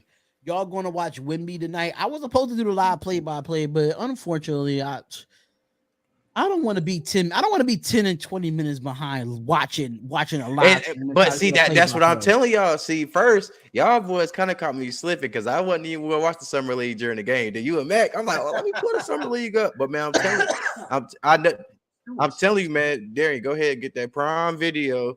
Even if you can get the Prime Video, you get the NBA season pass and the NBA League pass to put everybody on game right now. You don't have to pay for it. It's gonna give you the first free month. So you got. I got bets rolling, baby. I got bets rolling. Hey, I'm gonna go back to the wide Minnesota check. Basically, Jerry Rice, Randy Moss, not in that order, and then everybody else. I'm gonna just say that. All right. So, any more trivia for us, Mac, before we go into the next topic? I'm watching Wemby. Yeah, we watch it. I'm gonna watch it tonight, even if I don't do the play-by-play. Because I know I do want to watch SmackDown as well. You know what I'm saying? Oh yeah. I do. Let me talk to you. Yeah, I wanna hear about the whole Roman Reigns thing after Money in the Bank. So I'll probably watch that. But you got any more trivia for us, Mac? Oh yeah, for sure. All right. So who was the first NBA player to shatter a backboard? Oh my. Shaq. Was that? It had to be Shaq. Nope. Wait. It was somebody before Shaq. Wait. Oh, was it Sean? Was it Sean Kemp? No. Was it Kemp? But I know it's in. Is it what is his name? I don't know if he shattered it or he worked the whole rim down. What is his name? You gotta be shitting me. I thought for sure it was Shaq. It wasn't Shaq. He wasn't the first one to do it. Oh my Shaq. God. We're talking about the first. Yeah, the first. It wasn't Moses Malone, right? Nope. Okay, so it wasn't Moses Malone, but it's definitely a center. Daryl Dawkins. No. Who the fuck could I it keep be? forgetting that, like, even before his Laker days, he was still a menace to society. It ain't Wilt. It ain't Bill Russell. No, It ain't because those two freaking- ain't built enough to shatter a backboard. Ooh. I don't know who just airballed that shot, but that was bad. I don't know, yo. I swore I knew. And the crazy thing Grady is, like, Dick. That's why I was oh, that's why I was looking like that. Damn, you are behind. You see what I'm saying? That's why I don't want to do the game. I'm mad behind. I'm like 3:27 left in the second quarter. Oh yeah, because it was like when be we were dark. doing If it the ain't Money dark in the as I'm Bank out. live stream when I was behind you. Right. all right. So I'm just gonna tell you, Chuck Connors was Don't the know who first that one. is. Yeah, it's a throwback. It's one of them like Okay. like Who he play No. for? now you know. Now you know. Who he Damn, what play years for? are we talking? From what is it, like 1955? Okay. That was a good one, though. I'm not going to lie. Damn! Wow! Before we were even born, Right. or even thought of. So Okay. what's the next one you got for us? Next Who one. was the first major league player to pitch a ball, to throw a ball over 100 miles an hour? Ooh. And you watch baseball, No Mercy. You watch baseball. So listen, I'm tapped out. I definitely don't know. I'm gonna be honest with you there. I have no clue. Because I'll say some names, you'll be like, what the hell? Who? No. Think of the fastest pitchers you can think of when you talk about greatness. Right now, the only one on my mind is Aroldis Chapman, but I'm sure Nope. it's before him. You want to take a slice, Bud? Bug don't know nothing about baseball. Is it AL Especially or the NL? history of it. Shit, I don't know. I think we all And it's crazy because he was drafted. He drafted Angels. You say he was drafted by who? by the Angels? By the Angels. Angels. What year was this? Well, I can't tell you that because if I tell you the team and the year, then it's pretty No, I just obvious. want the year. I don't want the team. What year? Trust me. I mean, I don't know baseball like that, so I'm still would be guessing if you gave me the year. So, he was a rookie in 1968. I definitely don't know. I have his rookie card. I'm tapped I'm out. an avid baseball fan. I ain't gonna get that. You know what? Nolan Ryan. Motherfucker.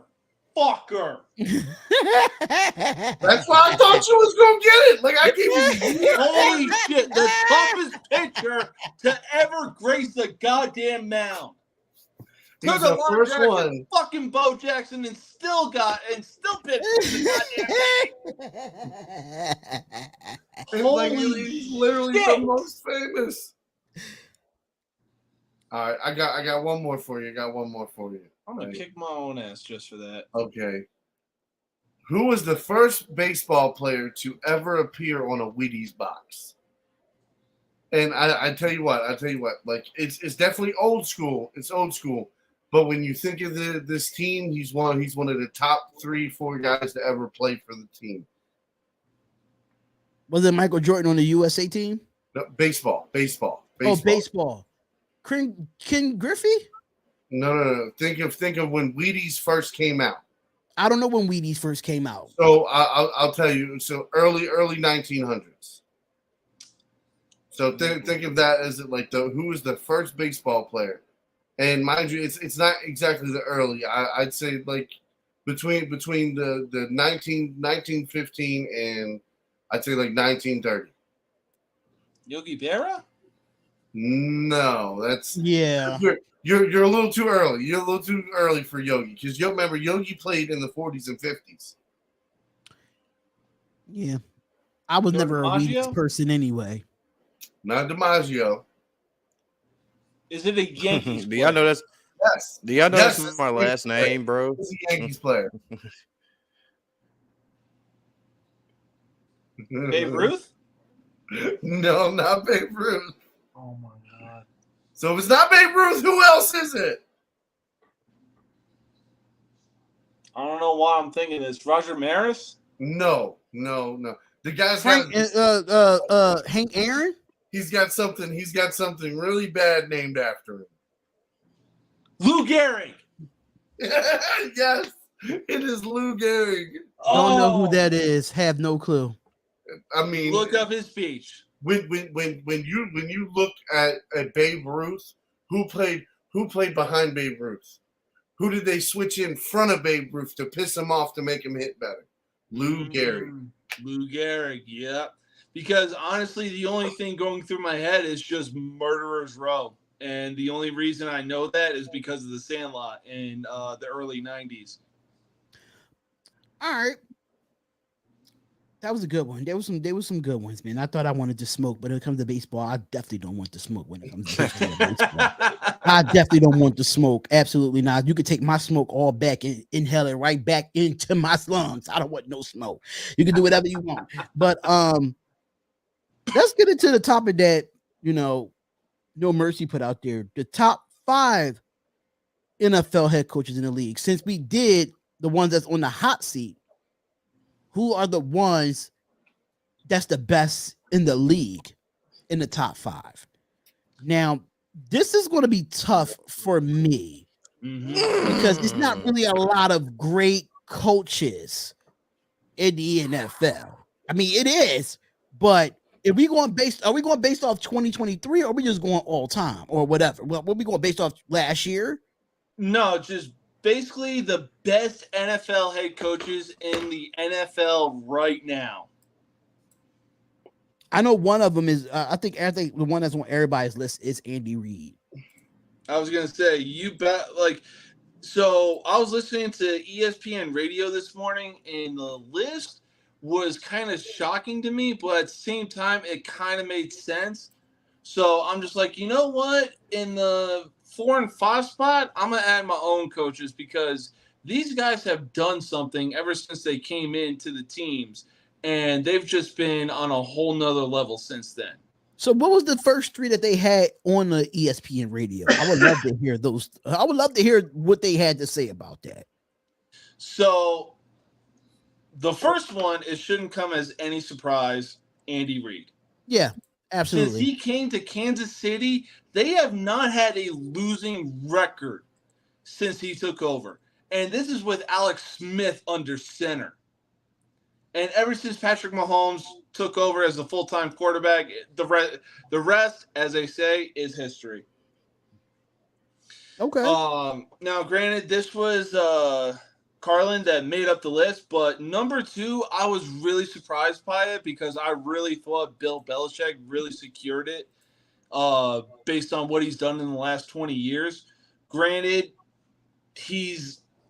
Yes, he is in the hot seat right now going into this season, but at the same time, it's like, look at what he's done. You name one other coach that has done what he has done in the last 20 years and then get back to me.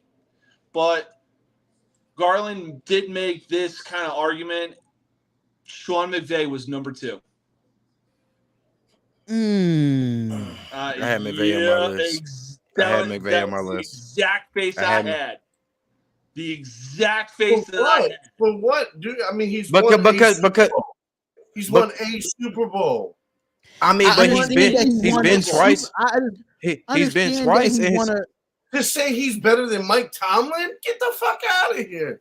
To say he's better than Belichick? That don't make sense. I mean, Tomlin was my sense.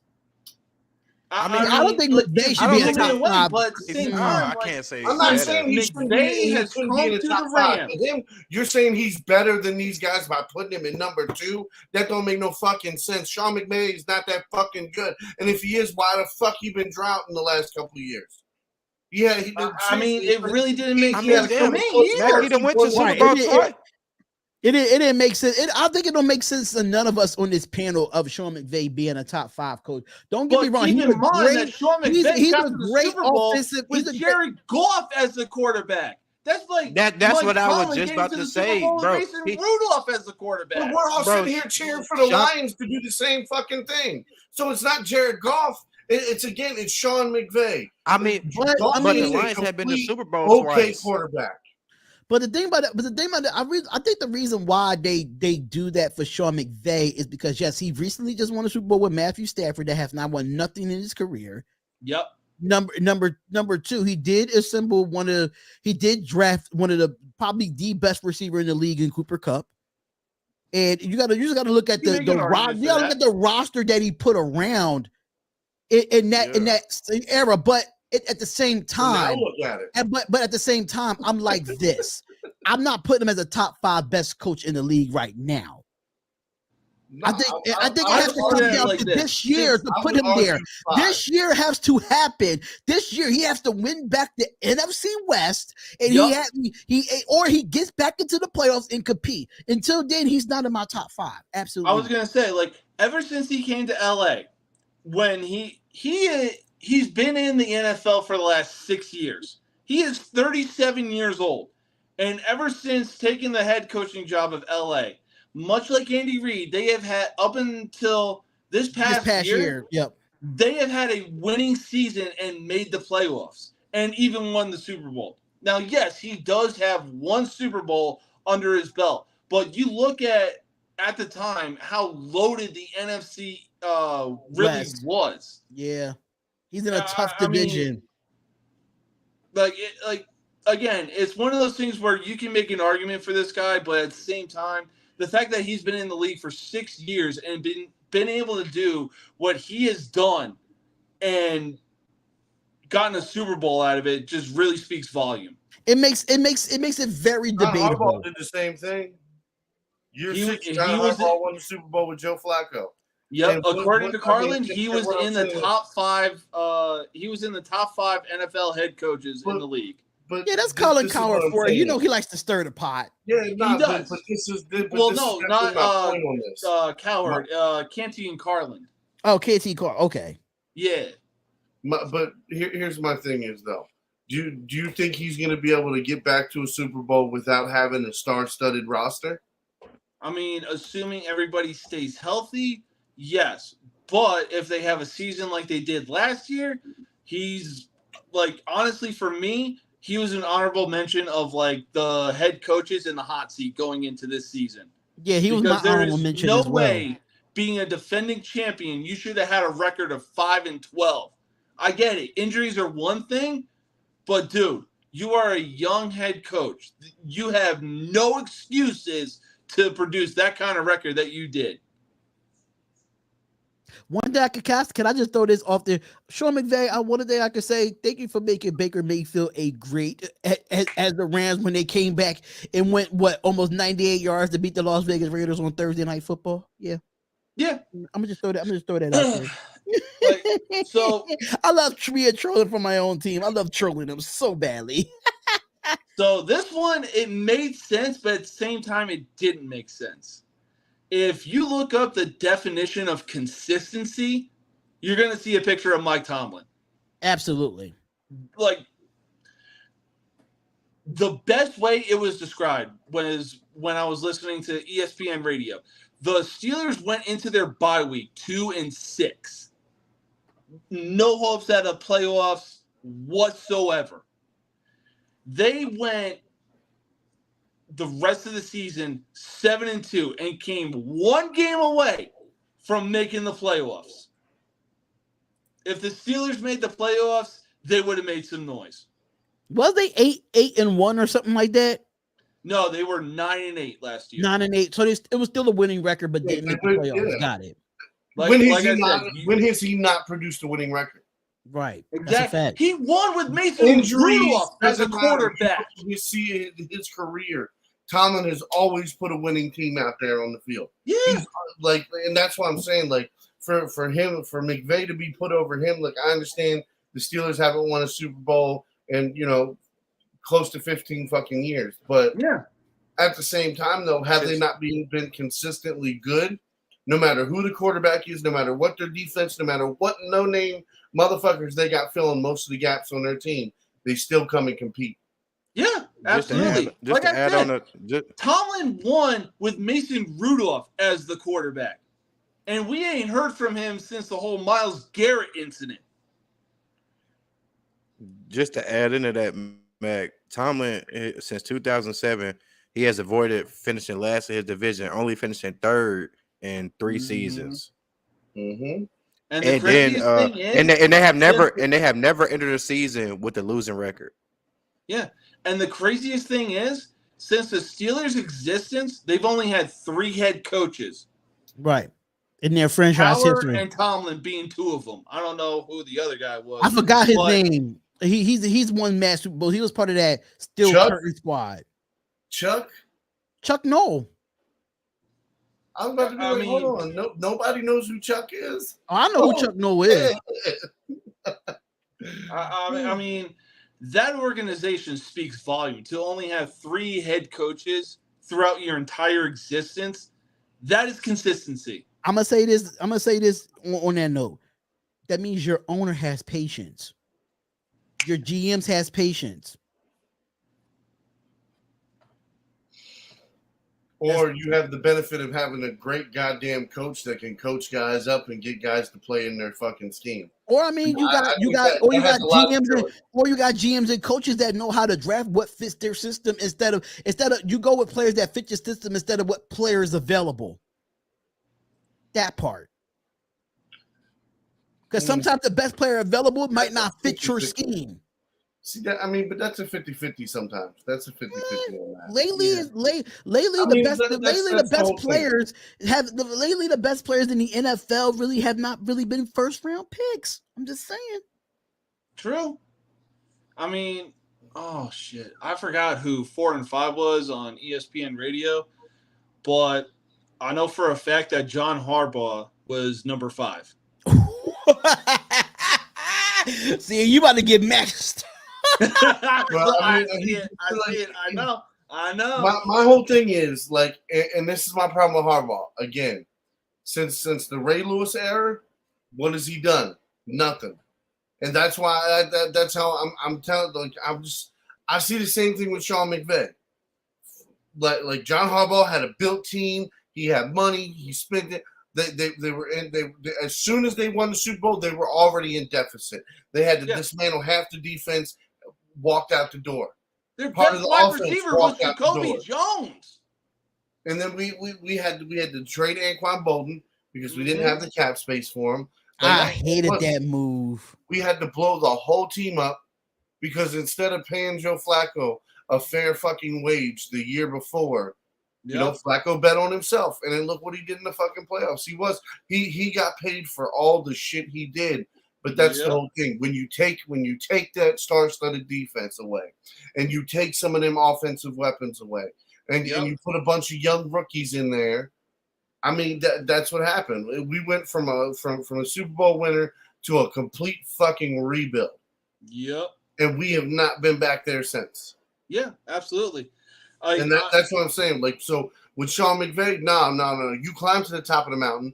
You lost half your goddamn team. Now let's see if you can stay up top or at least near the top of the mountain. Yeah. Or you're back down at the bottom where your team was. Yeah, for Sean McVay, it's a bounce back type of season. Like, okay, you had a horrible season going into it being the defending champions. What can you do this season to be like, oh shit, we forgot about the LA Rams? Okay. I think it's one coach that we really not giving credit to just because of what happened to him as an offensive coordinator in the Super Bowl. But I think it's time to give Kyle Shanahan some respect as a top coach in the NFL. If you look at all the coordinators, Shanahan gets his respect. No, but a lot of people hinder him about the 2 losses that he had in the Super Bowl, especially especially with the comeback with the Patriots in overtime, as him being the offensive coordinator and him losing and his play calling losing against the Kansas City Chiefs in the Super Bowl back in 2019. They still hinder him for that. But outside of that, you cannot tell me he can he can't get the job done. Right. I was going to say, like, Shanahan for the 49ers is the definition of the perfect conductor for the perfect symphony. They have the offense, they have the defense, The only damn problem is, like, granted, the AFC is stacked to the goddamn brim. There's no doubt about it. But there are serious teams in the NFC that are competing that don't get enough credit. And the Eagles are one of them. Now, they're on the map because of the draft that they had, but there's definitely going to be a rivalry for the regular season and postseason, assuming that the Eagles and Niners meet again. Will y'all put Nick Sirianni in his top 5, or he will be in the bottom 5 for Nick Sirianni for Philadelphia Eagles? Because I think hold on. And somebody I want to see get some motherfucking flowers. What's his name? He's with the Jaguars now.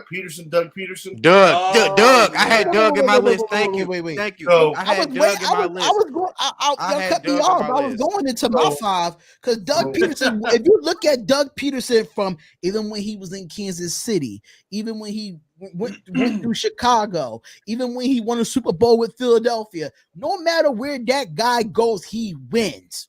Yep. Simple as that. When it comes to Doug Peterson, if Doug Peterson took a terrible Jacksonville Jaguars team that was ran by one of the worst NFL coaches I ever seen, and it was ran by the best kicker coach that the NFL has ever seen. And in 1 year they made it to the playoffs. Now they talking about Trevor Lawrence possibly being a dark horse candidate of the MVP. Look what he did with Nick fucking Foles. Like, come on. Yeah. So it's crazy let's that you be said real. that. I had Peterson on my list because I was like, he's kind of like I had him as a quarterback guru. And if you realize when he got to Jacksonville, Trevor Lawrence went from having a 61.4 passing grade to a 76.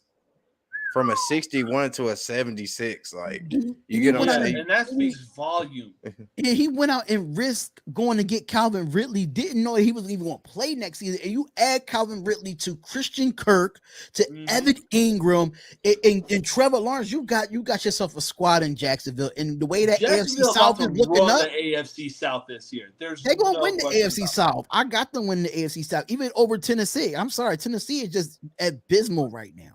Yeah, to me. But yeah, so to close out my top 5, I'm gonna stay in the NFC West, and I'm gonna say Pete Carroll. You know what? Respectfully. Like Pete. Yeah, like he deserved that. He deserved that. Since coming in, he has revitalized the Seahawks fan base, and god damn it, they are in competition with Chiefs fans of being the loudest stadium in the NFL. And to win games, like, you put Russell Wilson aside, this dude has won with Geno Smith, Kenneth Walker, Tyler Lockett. I mean, the list goes on.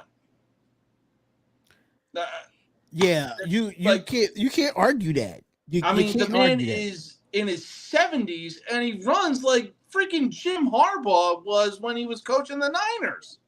And what makes Pete Carroll so good, because a lot of people thought that Pete Carroll was going to fall flat on his face after they traded Russell Wilson. And who got the better deal out of it? Yes, Pete Carroll. Pete Carroll got the better deal out of it. They tried to write me off. I ain't right back. Right. So, yeah, when it comes, I had to throw Pete Carroll in there. Doug Peterson, Andy Reid, Sean McVay is for me. I completely agree. Is iffy. Like, honestly, Bill Belichick should take his spot. And people, you could throw Sean McDermott in there as an honorable mention as well. Yeah, absolutely. Sean McDermott's been a coordinator for so many years, and when he got the head coach job at Buffalo, I don't know if McDermott's going to be on the hot seat. I don't think so. Man, well, it's more so about trying to get over the hump of Joe Burrow and Patrick Mahomes. Yeah, I mean, I understand that, but let's keep it the way like Kyle Shanahan was. He couldn't beat Patrick Mahomes. He lost to Tom Brady in the Super Bowl, especially with the biggest comeback in Super Bowl history that's lingering over his head. So if you want to look at it from that aspect, you got to look at it from Sean McDermott's aspect, that he can't get over the hump with the Kansas City Chiefs as of right now. But does that make him a bad coach and him on the hot seat? I don't think so. I don't know. Yeah, so I feel like with the talent that he's had there on both sides of the ball, it's kind of like why haven't you been able to get it done, boss? That's what I'd be asking. But we saying the same thing. We'll be saying the same thing for Kyle Shanahan. And if that's the case, if you look at both sides of the ball for the 49ers. That's what I said. Remember when we picked our coaches on the hot seat? Who did I pick? I picked both of them. I picked both of them. I think Kyle Shanahan is safe because when it comes to, I think he's more safe than McDermott is because I think he gets his quarterbacks prepared. Like, it doesn't matter what depth chart that they're at. He makes sure that his quarterbacks is prepared. He makes sure when he's in that draft room, what type of guys are you bringing in for me to succeed?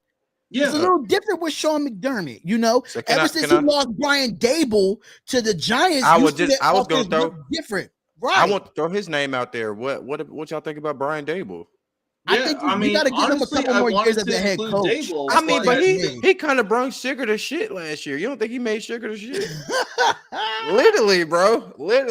I'm saying. Yeah, I don't want to hear it because I had to suffer for 4 years of an atrocious coaching carousel. Yeah. And the only thing that I was walking away from the season was the fact that, like, Daniel Jones is improving versus what he did last year. And just, And all right, so what Dable did coming into this season, unbelievable. All right, so we got 2 more topics left, y'all, and these going to be quick topics because I know the MLB, but I know Mac knows a little bit of MLB. I know No Mercy knows a little bit of MLB, but I'm gonna go ahead and make most exciting rookie guys. I'm finna go watch the summer league. I'll go ahead. Tune in with y'all later. Yeah, tune in with y'all, man. Peace out. All right, so two more quick topics. So the list that they have up here for the most exciting rookie in Major League Baseball, they have Ellie De La Cruz, Francisco Alvarez, Corbin Carroll, and they said others, but it was in the comments, it was according to Bleacher Report. But they have those 3 up there. But in your personal opinion, who is the most exciting rookie in baseball right now? I mean, I'm gonna have to go Ellie De La Cruz. Ever since he came onto the Reds, they've just been on a hot streak. And Mac, you I don't know if you've really been watching many of the rookies this year when it came to baseball. Yeah, give me 1 second. I'm trying to get my little thing pulled up. Like, an honest argument could be made for oh my god, who was the Diamondbacks guy again? Corbin Carroll. Corbin Carroll. Corbin, yeah, like, but honestly, out of those 3, it's Corbin Carroll and Ellie De La Cruz that have been just really exciting to watch this year. You know what? I'm gonna bang on the table. Gunnar Henderson. Oh yeah, the Baltimore Orioles rookie. Mm-hmm. I'll give you Gunnar Henderson. He's been I mean, he's been playing third base and shortstop. Dude is lights out on defense. And he's hitting like I think over 250. Or at least he was the last. No Mercy probably will be coming back real soon though. But yeah, I mean, I'm really trying to look forward to look at more baseball, especially when it comes to the rookies as well. And speaking of De La Cruz, the question was for the Cincinnati Reds, how far does the Reds make it to the playoffs this year? How far you think the Cincinnati Reds can make it this season with the squad that they have? Hold on 1 second. Yeah, we really got through all the damn topics, damn near. Yeah, we got through all the topics for Friday. Absolutely.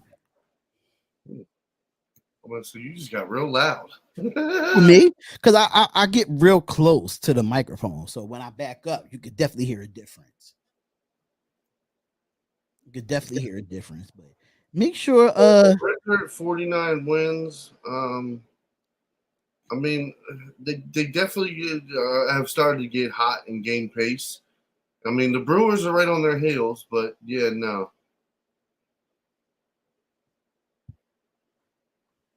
But like, I don't know. They're nipping at it. I feel like depends on how well the team continues to gel and how much better their bats get, because that's really what it is. If you can stay consistent on hitting, and your bullpen stays healthy, I mean, they can make a nice little playoff run. Do I think they could go deep into the playoffs? Probably not. So do you see them getting out of the do you see them? I forgot how the process goes for baseball. I know it's like the NLAL wild card, then is the NLCS or NLDS or whatever it is, right? Yeah. NL and ALDS. So do you think they make it? Because what they in American League, if I'm not mistaken? No, they're in the National League. In the National League. So do you think they can make it to the NLDS? Is it a possibility they go to the NLDS? It is. It's a possibility, especially right now. Like I said, I mean, they've got 49 games. They've won 49 games. They've been playing real good baseball here lately. And I mean, mind you, there's 1, 2, 3, 4 other teams with relatively similar scores in the NL, the National League.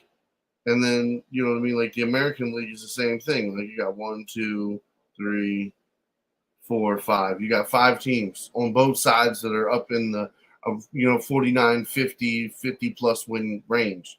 So it's like, you got 5 and 5 on both sides that are really gunning for it. So, you know what I mean? Like, depending on who they get seeded against, yeah, they got a chance to make it at least to the second round. But now if they wind up seeding last and they have to play the top dog, then that's iffy. That's what I really think it depends on seeding or where Cincinnati Reds is going to be at the end of the season. Wherever they at seeding wise. I think they can make a NLDS. It really depends on who they play in a wild card first. If the team is better than them in a wild card, I think the first they probably can get is a wild card, but it really depends who they play. Especially the second half of the season is going to come up. So we got to see how the Reds is going to look going down the stretch. I'm just telling you, right? The AL East, the division my Orioles and No Mercy Sports, his Yankees are in. So it's the Rays with 57, the Orioles with 51, the Blue Jays with 48, the Yankees with 48, and the Red Sox with 45. Like every other division has at least one team with 25 wins. Like that, like their bottom is 25. Our bottom is 45 in our division. So, bro, like it's almost for certain whoever wins our division is more than likely going to the World Series. Say less. Say absolute less, man. But there you have it, ladies and gentlemen. Friday's episode is in the books. What a good topic. Thank y'all for being very active in the chat as well with the questions. It kind of threw us off from some other topics, but we was able to get through every single topic here, even in between with the trivia. So thank you to Bug. Thank you to No Mercy Sports. Thank you to Mac. Thank y'all so much for being on the show. Starting next week will be Monday, Wednesday, and Friday. Tuesdays will be back with Nothing But Raiders podcast. I'll be doing play-by-plays on the days that we don't have a show. So I'll be hopefully I can get my cable up and working in this room or whatever I can do as much as possible. Or if a game come on national television, I can get national televised games as far as like if it's on ABC or anything of that nature. But Mac, any final words before we head out? Not peace. For the weekend. Exactly. Make sure y'all enjoy the weekend. Comment, like, and subscribe to the YouTube channel. Of course, all the audio podcasts is Spotify, Apple Podcasts, iHeart, and Amazon Music, all at D Hopkins Show. All social medias at D Hopkins Show, from Facebook, Twitter, Threads, TikTok, you name it, all at D Hopkins Show. But we will be back Monday, same time, same place. We are out of here. Have a great Friday. Enjoy the NBA Summer League. If you're not watching that, enjoy your weekend. It's gonna be hot, so stay cool, stay fresh, and wash your hands and wash your asses for you dirty motherfuckers out there. So we out of here, y'all. Peace out. Peace.